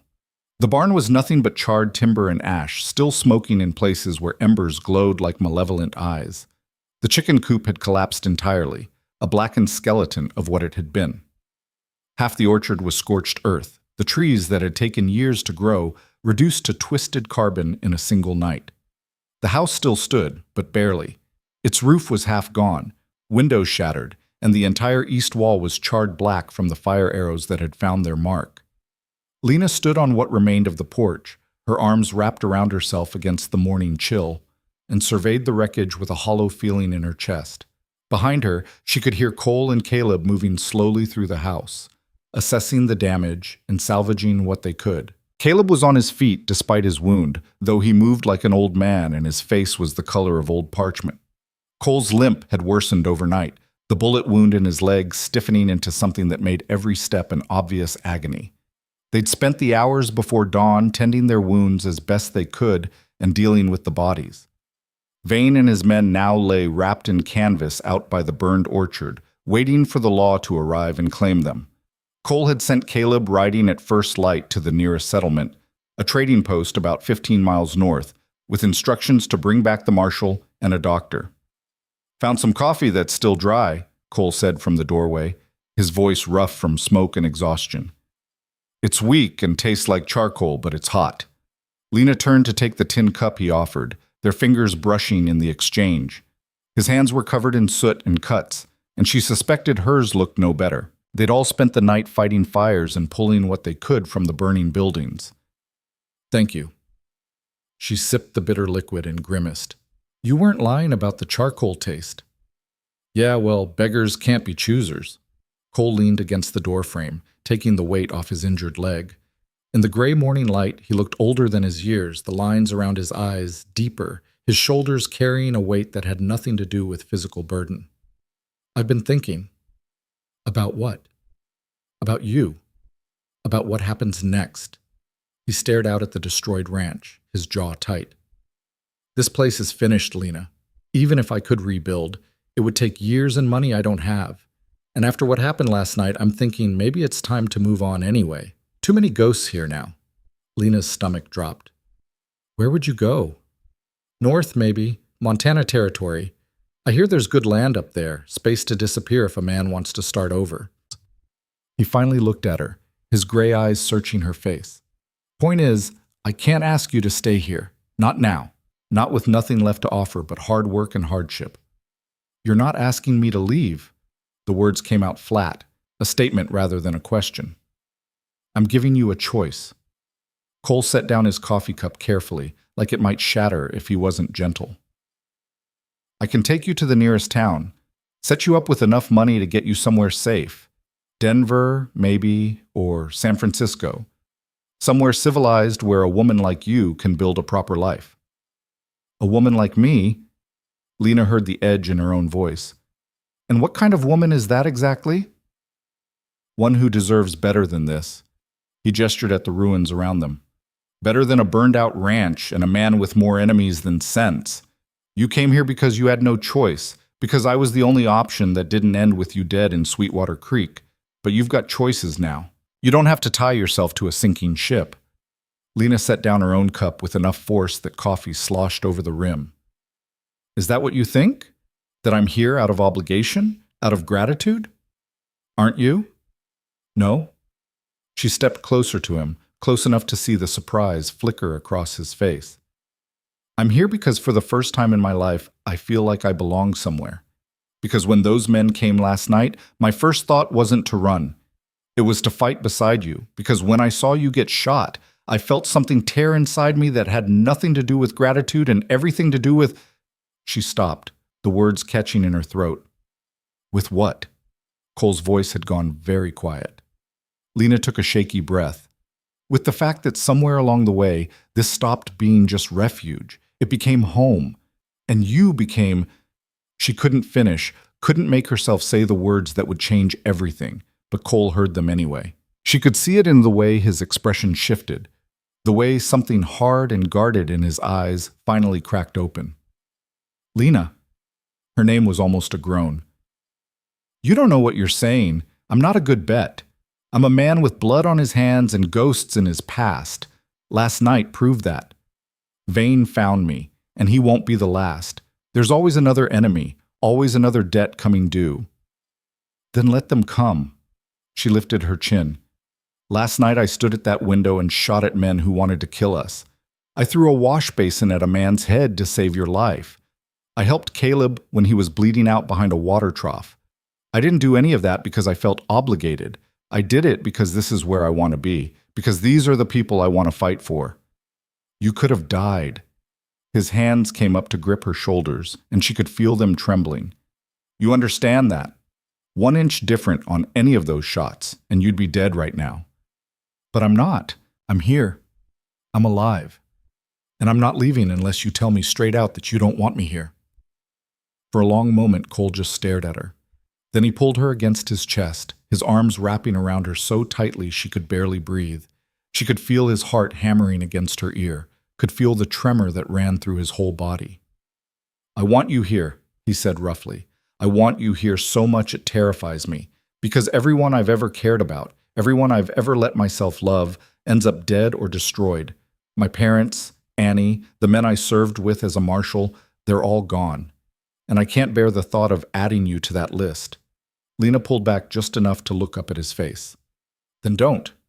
Don't push me away trying to protect me from something that might never happen.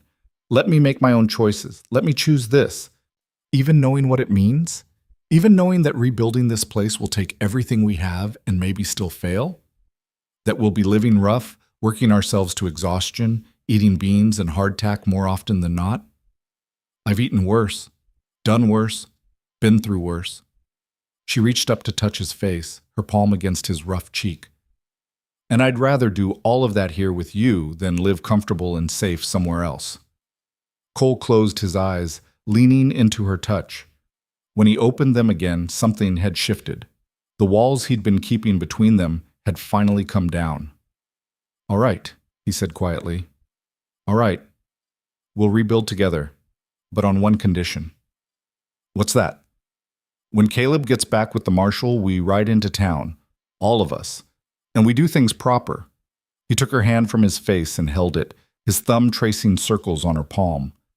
I'm not asking you to be my housekeeper or my ranch hand. I'm asking you to be my wife, my partner in all of this. If we're going to rebuild, we do it right. Together. Lena's breath caught. She dared to hope, had let herself imagine, but hearing the words spoken aloud still made her feel like the ground had shifted beneath her feet. You're asking me to marry you? I am.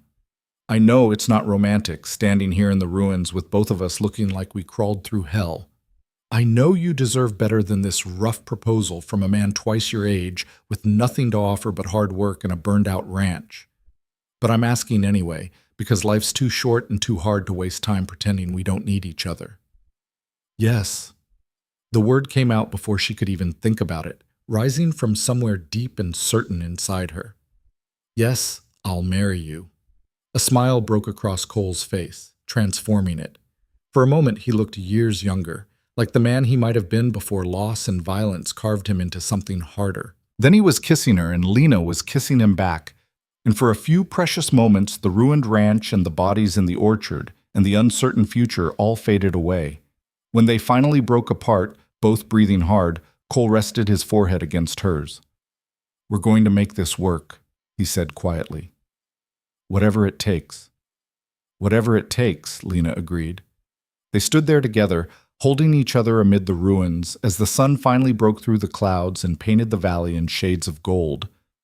It was late afternoon when Caleb returned with the marshal and the doctor.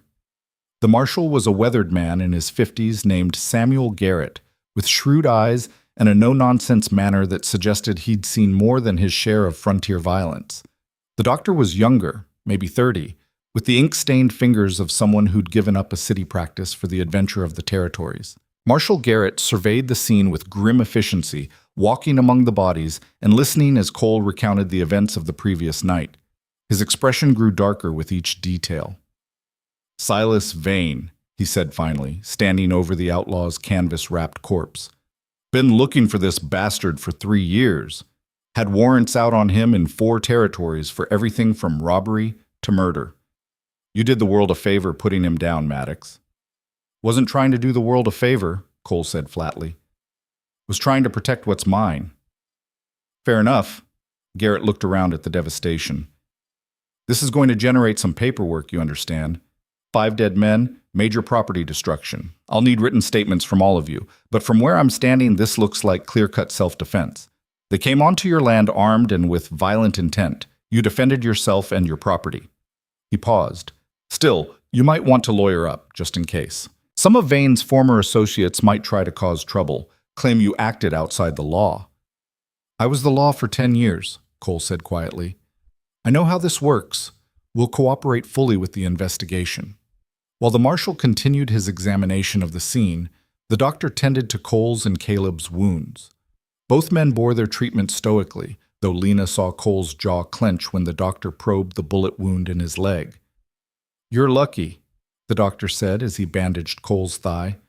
Another inch to the left and this would have hit the artery. You'd have bled out before sunrise. As it is, you're going to be limping for a few weeks, maybe longer. I'd recommend staying off it as much as possible. Can't afford to stay off it, Cole said. Got a ranch to rebuild. The doctor's eyes traveled over the burned buildings and scorched land. With respect, Mr. Maddox, I'm not sure there's much left to rebuild. There's enough. There's always enough if you're willing to work for it. After examining Caleb's wound, which was healing better than expected, though the young man would carry a scar for the rest of his life, the doctor packed up his supplies and accepted payment in the form of a promissory note. Money was something else that would have to wait until they could get back on their feet. Marshal Garrett approached as the doctor left. I'll be taking the bodies back with me. File my report. Like I said, you'll probably need to come into town to give your official statements, but I don't see this going anywhere beyond that. He paused, his expression softening slightly. For what it's worth, I knew your sister. Annie came through the settlement a few times with your parents before they passed. Sweet girl didn't deserve what happened to her. Cole's hands clenched into fists. No, she didn't. Well, now the men responsible are all dead. That's something, at least. Some measure of justice. Garrett extended his hand. You're a good man, Maddox. If you ever want to pin on a badge again, there's towns out here that could use someone with your experience. I'm done with that life. Cole shook the offered hand firmly. But I appreciate the offer. After the marshal and his grim cargo had departed, the 3 survivors stood together in the gathering dusk and looked at what remained of their home. So, Caleb said finally, breaking the heavy silence, what do we do now? Cole glanced at Lena, and she saw the question in his eyes. She nodded, giving him permission to share their news. First thing we do, Cole said, is ride into town tomorrow. The marshal mentioned there's a circuit preacher coming through the settlement next week. Lena and I are going to be married. Caleb's face lit up despite his obvious pain and exhaustion. Really? That's... Mr. Maddox, that's wonderful. Congratulations. He turned to Lena with a grin. And congratulations to you too, Miss Lena. Though I reckon soon enough you'll be Mrs. Maddox. Thank you, Caleb. Lena felt heat rise to her cheeks, but she couldn't suppress her own smile. After the wedding, Cole continued, his tone becoming more businesslike, we start rebuilding. The house first. We need shelter before winter comes. Then a new barn, though it'll have to be smaller than the old one until we can afford better. The orchard will take years to replace, but we can start with new saplings in the spring. That's a lot of work for just the 3 of us, Caleb observed. It is, which is why we're going to need help. Cole looked at the young man seriously. I'm offering you a partnership, Caleb. Not just ranch hand wages, but a stake in the place. Help me rebuild this, and when it's back on its feet, you'll own 1/3 of it. Fair? Caleb's eyes went wide. Mr. Maddox, I don't know what to say. That's more than generous. It's fair, Cole corrected. You took a bullet defending this place. You've earned your share. He paused. But I need to know you're in for the long haul. This won't be easy. There'll be times when we're eating nothing but beans and wondering if we're fools for trying. Times when the work seems impossible and the progress too slow. Can you commit to that? Yes, sir. Caleb's voice was firm despite his youth. You took a chance on me when nobody else would. Gave me purpose when I was just drifting. I'm in. Whatever it takes. Good man. Cole clapped him on the shoulder carefully, mindful of his wound. Then let's get through tonight, get married, and start building something that'll last. That night, they slept in the least damaged corner of the house, huddled together for warmth as much as comfort. Lena lay awake long after the two men had fallen into exhausted sleep, listening to the night sounds of the valley and thinking about the future. A week ago, she'd been a woman with nothing, no family, no home, no prospects. She'd been beaten in the street and left for dead, saved only by the intervention of a stranger with his own demons to face. Now that stranger was going to be her husband. The burned ranch was going to be her home, and the impossible task of rebuilding from ashes was going to be her life's work. It should have terrified her.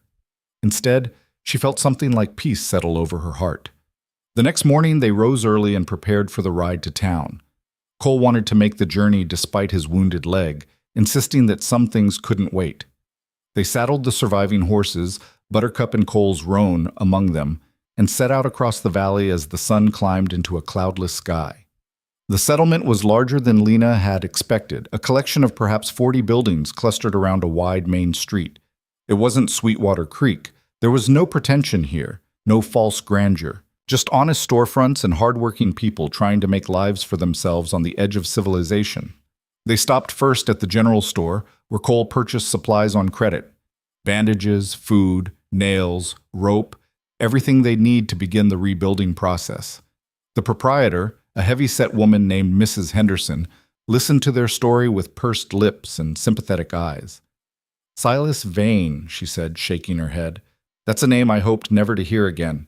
He came through here once, 5 years back. Tried to rob the bank. Marshal Garrett ran him off, but not before Vane killed 2 men and burned the old church. She looked at Cole with new respect. You did us all a service, Mr. Maddox. That man was poison. I did what needed doing, Cole said quietly. Nothing more. Well, I'll spread the word about what happened. Folks around here take care of their own, and you 3 are our own now. I expect you'll see some help coming your way once people hear you're rebuilding. We'd appreciate that. Cole paid for the supplies with the last of his cash. And we'll need one more thing. Circuit preachers due next week, Mrs. Henderson said. That's right. Reverend Walsh comes through once a month to perform marriages and baptisms, hold services for those who want them. We'll need him for a wedding. Cole glanced at Lena, and she saw warmth in his eyes. Sooner the better. Mrs. Henderson's face broke into a wide smile. Is that so? Well, congratulations to you both. I'll make sure the Reverend knows to expect you, and I'll have my husband prepare the meeting hall. We always hold the weddings there with a proper meal after. It's not fancy, but it's how we do things in this community. Over the next few days, as they waited for the circuit preacher to arrive, word of the attack and the upcoming wedding spread through the settlement like wildfire. True to Mrs. Henderson's prediction, help began arriving at the ranch. First came a crew of men from the settlement, bringing tools and timber and willing hands. They worked alongside Cole and Caleb to clear the burned debris and begin framing a new barn. The structure that rose from the ashes was smaller and simpler than what had been before, but it was solid and well made. Then came the women, bearing food and fabric and offers of assistance. They helped Lena salvage what could be saved from the damaged house and clean up the rest. One woman, a seamstress named Alice Crawford, even offered to make Lena a proper wedding dress. Every bride deserves something beautiful on her wedding day, Alice insisted, measuring Lena's shoulders and waist with practiced efficiency. I've got some cream-colored silk that will look lovely on you, and enough lace to trim it proper. Lena tried to protest. They couldn't afford such luxuries, but Alice waved her off. Consider it a wedding gift. We women have to look out for each other out here. There's precious few of us as it is. The generosity overwhelmed her. These people knew nothing about her, had no reason to extend such kindness. Yet they came anyway, bringing gifts and labor and warm wishes for the future. This is what community means, Cole explained one evening as they sat on the partially repaired porch and watched the sunset. Out here, you depend on your neighbors. Today, we're the ones being helped. Tomorrow, we'll be the ones doing the helping. That's how we all survive. It's different from Sweetwater Creek, Lena observed quietly. There, everyone looked out for themselves. Nobody wanted to get involved if it meant making the wrong enemy. The Brodies made that town sick, poisoned it with fear. Cole's voice was hard. That's what happens when you let bullies run things. Good people turn silent, and silence becomes complicity. Lena thought about the crowd that had watched her beating, about the faces that had looked away rather than intervene. Then she looked at the settlement below, at the smoke rising from chimneys, and the distant sounds of children playing. "I'm glad you brought me here instead," she said softly. Cole took her hand, threading his fingers through hers. "So am I." The wedding took place on a Sunday morning, exactly 1 week after Silas Vane's attack. The settlement's meeting hall had been decorated with wildflowers and bunting, and what seemed like the entire population had turned out for the occasion. Lena stood in the back room wearing the cream silk dress Alice had made, her hands trembling as she tried to adjust the lace collar. It was the most beautiful thing she'd ever worn, far finer than anything she'd owned even before her father died. "You look like a princess," Alice said warmly, making a final adjustment to Lena's hair, which had been swept up and pinned with small white flowers. "Mr. Maddox is a lucky man." "I'm the lucky one," Lena whispered. "A month ago I had nothing. Now I have everything." "That's love for you." Alice smiled. "It has a way of changing everything when you least expect it." The ceremony itself was simple but deeply moving. Reverend Walsh was a kind-faced man in his 60s who spoke about partnership and perseverance, about building lives together on hard ground and making something beautiful from difficult circumstances. When it came time for the vows, Cole took Lena's hands in his and spoke in a voice that carried throughout the hall. "I promise to stand with you through whatever comes, to build a life with you worth fighting for, to never let you face the darkness alone." Lena's own vows came from somewhere deep inside her, words she hadn't planned but that felt absolutely right. "I promise to be your partner in all things, to stand beside you when trouble comes, to help you build something that lasts, and to remind you every day that you're not alone anymore. We're not alone anymore." When Reverend Walsh pronounced them husband and wife, the entire hall erupted in applause. Cole pulled Lena close and kissed her thoroughly, and she felt tears slip down her cheeks. But they were tears of joy, not sorrow. The celebration afterward was raucous and warm. Someone had brought a fiddle, and soon there was dancing. Food appeared from everywhere: roasted chickens, fresh bread, berry pies, and jugs of something potent that made the men's voices grow louder and their laughter freer. Caleb, looking much healthier than he had a week ago, raised a toast. "To Mr. and Mrs. Maddox, may your ranch prosper, may your troubles be few, and may you build something that lasts 100 years. "Hear, hear," the crowd echoed, glasses raised. Later, as the party wound down and the sun began to set, Cole pulled Lena aside.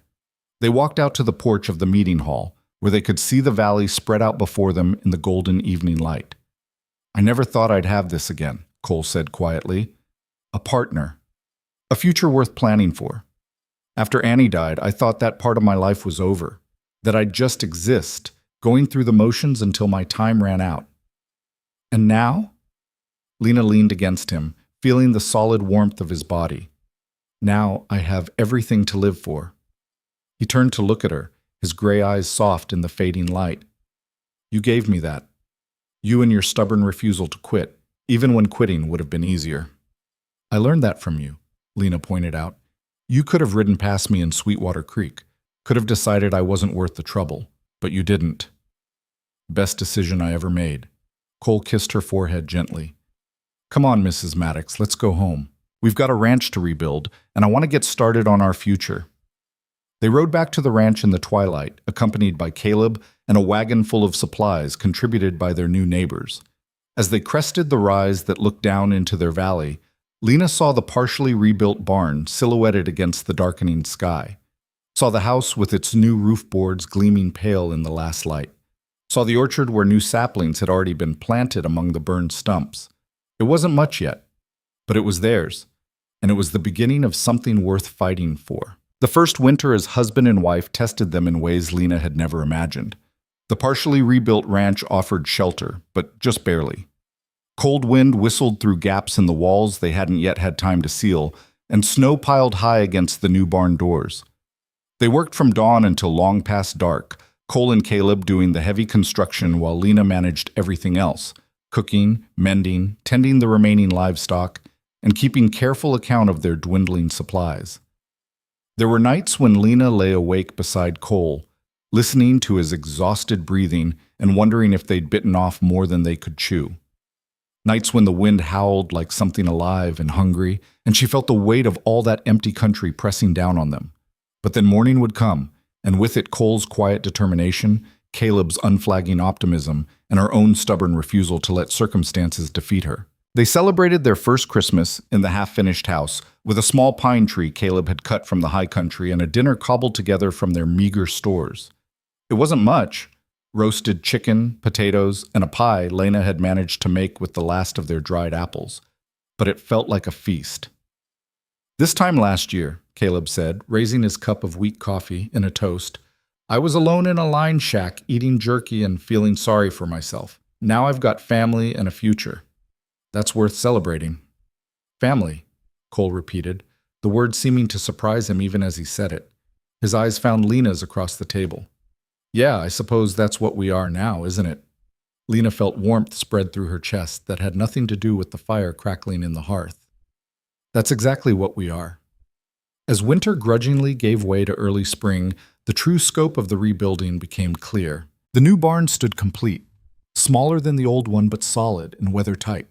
The house had been repaired enough to be livable, though it would need another summer's work to truly finish it. But the orchard would take years to replace, and they all knew it.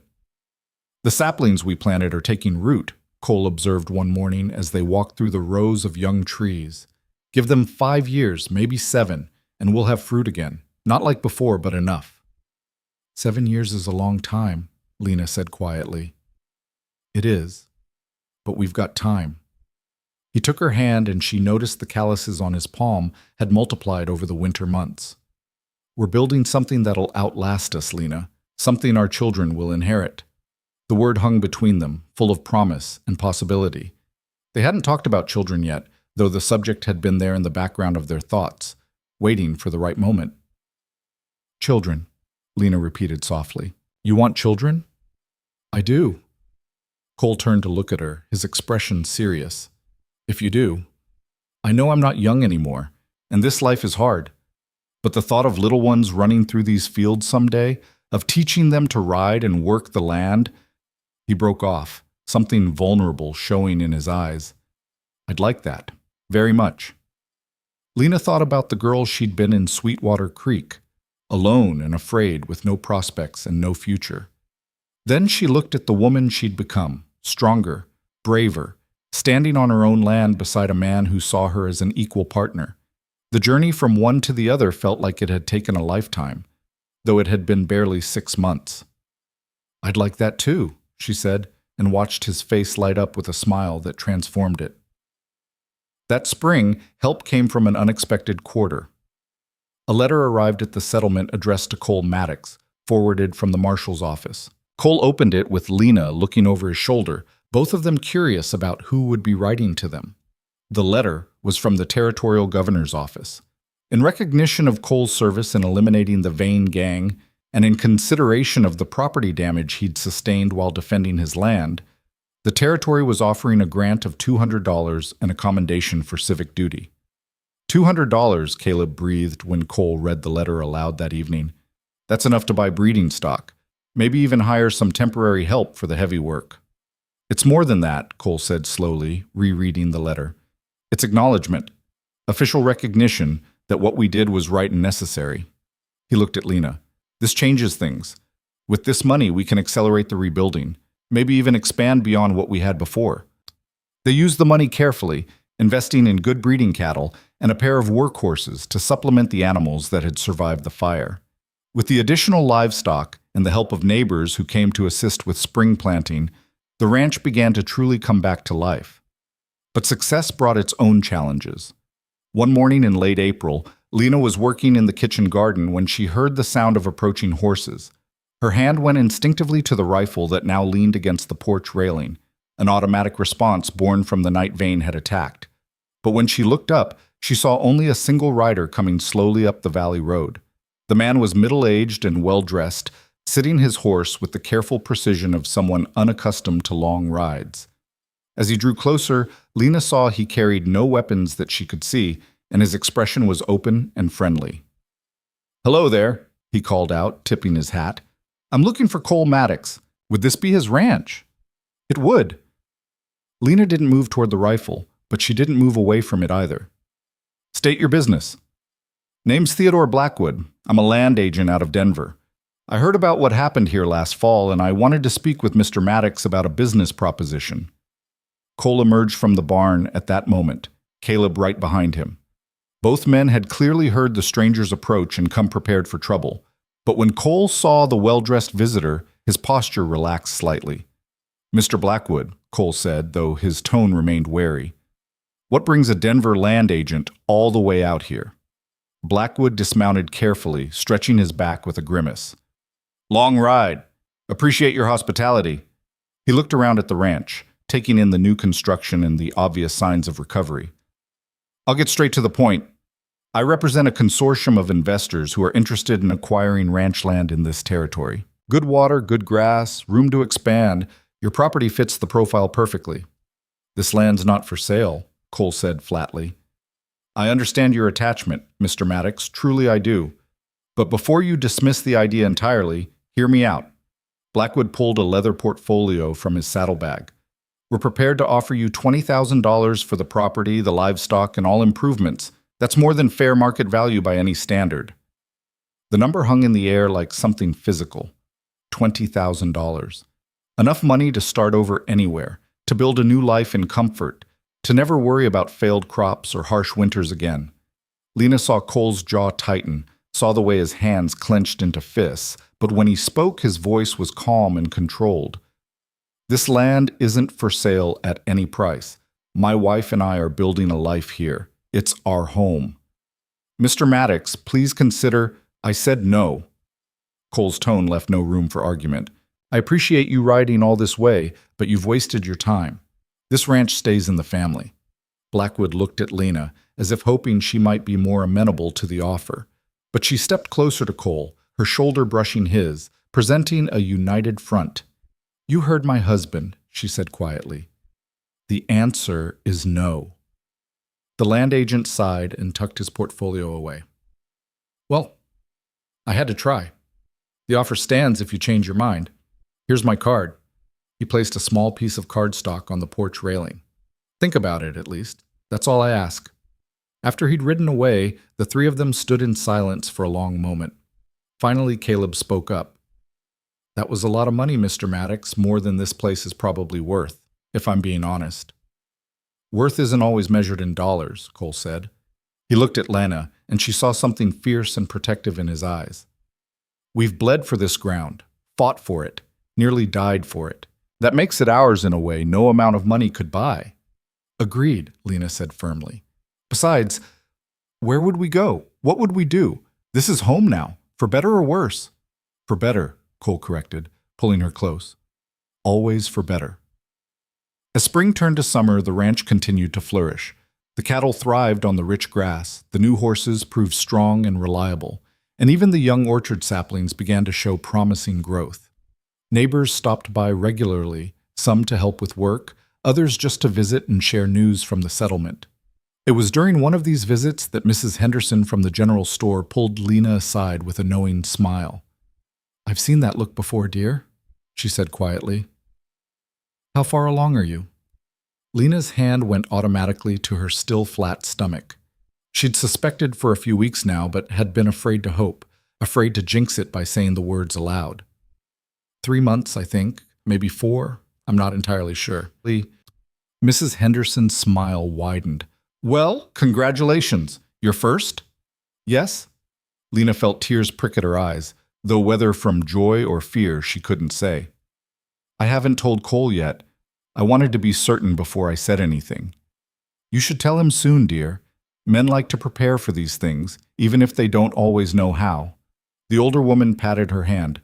"And don't you worry. We women will take care of you when the time comes. You won't face this alone." That night, as Lena and Cole sat on the porch watching the sun set over their valley, she finally found the courage to share her news. "Cole, I have something to tell you." He turned to look at her, concern flickering across his face. What is it? Are you all right?" "I'm fine. Better than fine, actually." She took his hand and placed it on her stomach. "We're going to have a baby. Sometime around late fall, I think." For a moment, Cole just stared at her, his expression frozen in shock. Then it transformed into something Lena had never seen before, pure, unguarded joy. "A baby," he whispered. "We're going to have a baby." "Yes," Lena laughed, feeling her own tears start to flow. "Are you happy?" "Happy?" Cole pulled her into his arms, holding her so tightly she could barely breathe. "Lena, I'm terrified and thrilled and more grateful than I have words for. A baby. Our baby." They sat there together as the stars came out overhead, talking about names and nurseries and all the things they'd need to prepare. And when Caleb came back from checking the herd and heard the news, his whoop of joy echoed across the entire valley. The summer passed in a blur of work and preparation. Cole threw himself into finishing the house renovations with renewed intensity, determined to have everything perfect before the baby arrived. He added a room off the main bedroom that would serve as a nursery, with windows facing east to catch the morning light, and walls he painted a soft cream color. Lena watched her body change with a mixture of wonder and anxiety. She'd seen other women go through pregnancy, of course, but experiencing it herself was entirely different. The morning sickness, the exhaustion, the way her emotions seemed to swing wildly from moment to moment. It was all overwhelming in ways she hadn't anticipated. But through it all, Cole was there. He held her hair when she was sick, rubbed her swollen feet in the evenings, and talked to her belly when he thought she wasn't paying attention. "You're going to love it here," she heard him say one night when he thought she was asleep. "Wide open spaces to run and play, a creek to swim in when summer gets too hot, and you'll have the best mother in the world to teach you how to be strong and brave and kind." Lena pretended to sleep, but tears leaked from beneath her closed eyelids. This man who'd saved her life had given her so much more than just physical safety. He'd given her a future worth living for. As her pregnancy advanced into the final months, visitors from the settlement came by regularly to check on her and bring gifts for the coming baby. Hand-knitted blankets, carved wooden toys, tiny clothes that seemed impossibly small. The community that had helped them rebuild the ranch now rallied around them again, making sure they knew they weren't facing parenthood alone. It was early November when Lena's labor began, catching them all somewhat by surprise, despite the fact that they'd been expecting it for weeks. The contractions started just after dawn, mild at first but steadily intensifying. "Go get Mrs. Henderson and the doctor," Cole told Caleb, trying to keep his voice calm despite the panic Lena could see in his eyes. "Ride fast." "On it, boss." Caleb was already running for the barn. The next several hours were a blur of pain and effort and fear. Mrs. Henderson arrived first, taking charge with the practiced efficiency of a woman who delivered dozens of babies on the frontier. The doctor came an hour later, and together they guided Lena through the exhausting process of bringing new life into the world. Cole stayed by her side the entire time, holding her hand and whispering encouragement even when she screamed at him to get out, that this was all his fault, that she was never doing this again. "You're doing beautifully," he kept saying, smoothing her sweat-soaked hair back from her face. "You're the strongest person I know. You can do this." And finally, after what felt like an eternity, she did. The baby's first cry split the air, thin and reedy but unmistakably alive. Lena collapsed back against the pillows, exhausted beyond measure but desperate to see her child. "It's a girl," Mrs. Henderson announced, wrapping the tiny, squalling infant in a soft blanket. "A beautiful, healthy girl." She placed the baby in Lena's arms, and the world seemed to stop. The infant was impossibly small, impossibly perfect, with a shock of dark hair and eyes that would probably turn the same gray as her father's. She stopped crying almost immediately, her small face turning toward Lena's voice with instinctive recognition. "Hello, sweetheart," Lena whispered, touching one tiny hand with her finger. "Hello, little one. We've been waiting for you." Cole leaned over them both, his face wet with tears he wasn't bothering to hide. "She's perfect," he said hoarsely. "She's absolutely perfect." "What are you going to call her?" Mrs. Henderson asked. Lena and Cole exchanged a look. They'd discussed names for months but had never quite settled on one. Now, looking at their daughter, Lena knew exactly what felt right. "Annie," she said softly. After your sister, Annie Maddox. Cole's breath caught. For a moment he couldn't speak. Then he nodded, more tears spilling down his weathered cheeks. Annie, he repeated. Yes, that's perfect. After the doctor and Mrs. Henderson had left, satisfied that both mother and baby were healthy and stable, Cole sat beside Lena's bed holding little Annie while Lena dozed. When she woke later, she found him still there, watching their daughter sleep with an expression of such tender wonder that it made her heart ache. What are you thinking? She asked softly. I'm thinking about how close I came to missing this. He looked up at her, his gray eyes serious. If I'd ridden past Sweetwater Creek that day, if I'd decided you weren't my problem, if I'd let fear keep me from asking you to stay, he shook his head, I would have missed everything that matters. I was thinking the same thing, Lena admitted, about how close I came to dying in that street, about how one moment of courage from a stranger changed absolutely everything. It wasn't courage, Cole said. It was instinct. Seeing someone who needed help and not being able to walk away. You would have done the same. Maybe. But you did it first. Lena reached out to touch his face, feeling the rough stubble beneath her palm. You saved my life that day, Cole, and every day since you've given me reasons to be glad you did. The pleasure's been all mine, Mrs. Maddox. They sat together in the quiet of the afternoon, watching their daughter sleep and listening to the sounds of the ranch outside. Cattle lowing, horses moving in the pasture, Caleb whistling as he worked. The sounds of home.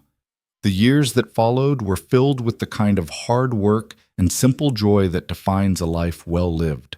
Little Annie grew into a bright, fearless child who could ride almost before she could walk, and who had her father's steady gray eyes and her mother's stubborn determination. When she was 3, a brother arrived, a boy they named Samuel after the marshal who'd stood up for them. 2 years later came another daughter, whom they called Rose because she was born in spring when the wild roses bloomed across the valley. The ranch grew with the family. The orchard matured, producing more fruit each year, until finally it surpassed even what the old orchard had yielded. The cattle herd expanded, requiring additional rangeland that Cole purchased from a neighboring rancher who was retiring. The house was enlarged again and again, each addition carefully planned and executed until it was truly a home worthy of the family that lived there. Caleb stayed on as partner and friend, eventually marrying a woman from the settlement named Sarah, who brought her own strength and wisdom to the ranch. They built a house of their own on the northern section of the property and raised 4 children who grew up alongside the Maddox children, all of them as close as siblings. The community that had helped them rebuild continued to be a vital part of their lives. Cole and Lena became pillars of the settlement, the couple that people came to for advice or assistance when times got hard. They never forgot what it meant to struggle, what it meant to have nothing and fight for everything. And they made sure their children understood it too. As the children grew older, Lena made it a point to tell them the story of how she and Cole had met. Not the sanitized version, but the real one, about being beaten in the street, about the stranger who'd intervened, about the long ride to the ranch and the attack by Vane's gang.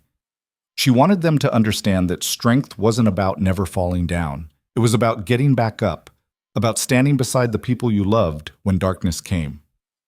One evening, when Annie was 15, the same age her namesake had been when she died, she asked her father about the sister he'd lost.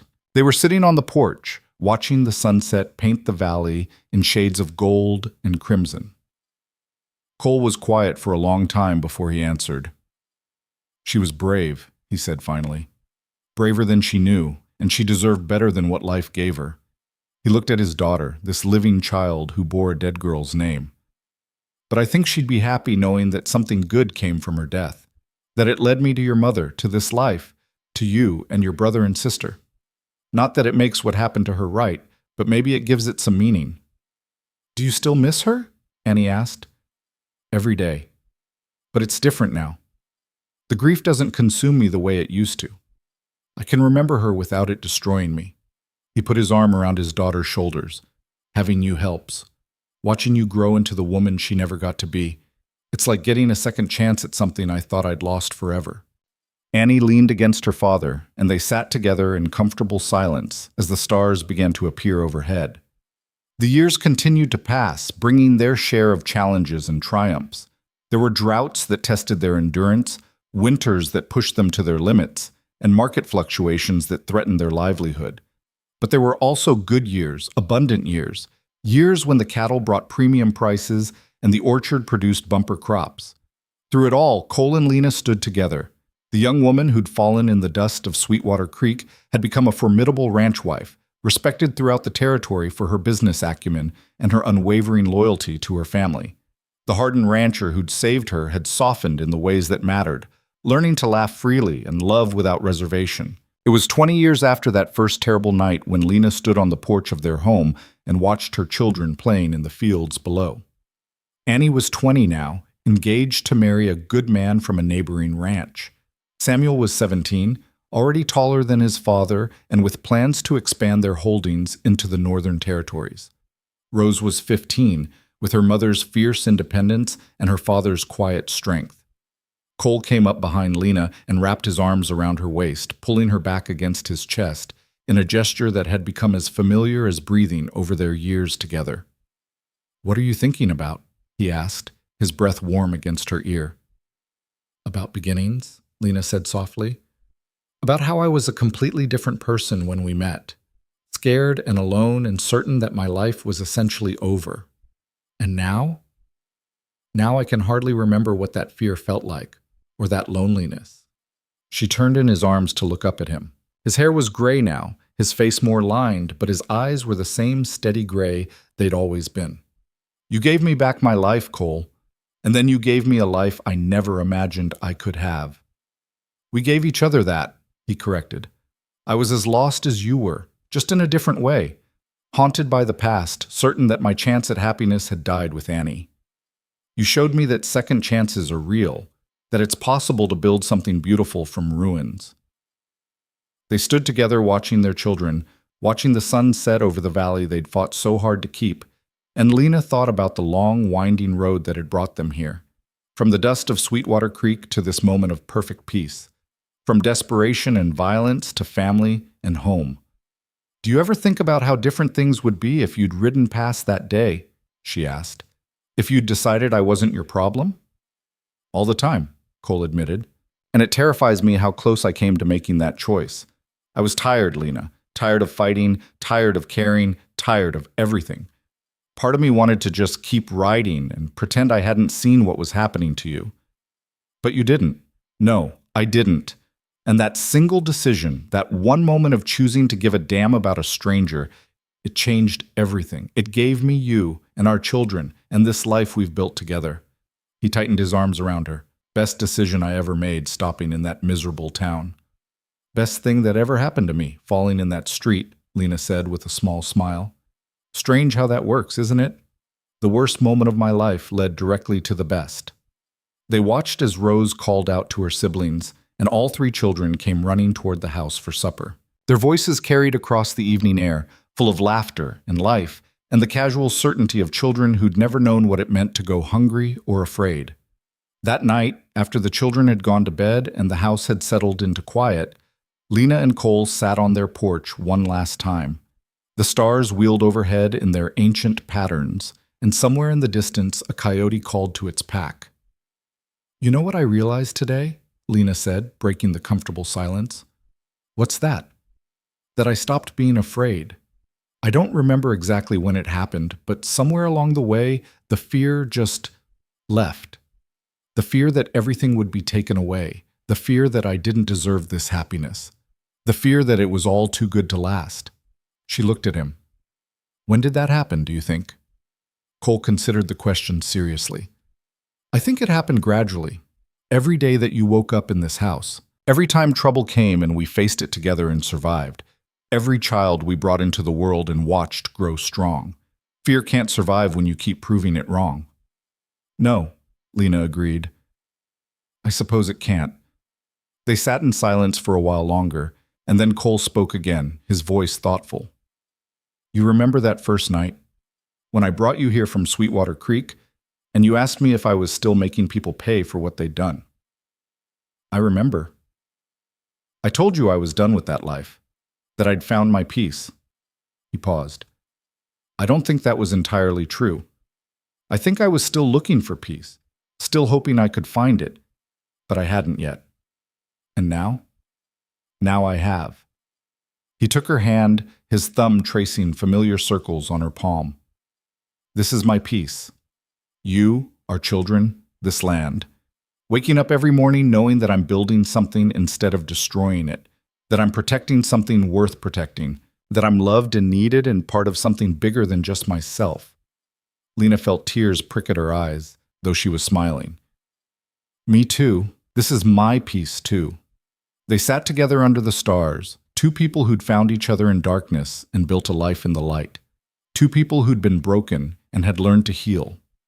Two people who'd discovered that the strongest foundations are built not from perfection, but from survival, not from easy times, but from hard choices, not from privilege, but from perseverance.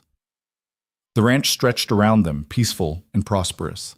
The valley that had witnessed so much violence now held only the quiet sounds of a working ranch at rest, cattle settling for the night, horses moving softly in their stalls, chickens roosting in their coop.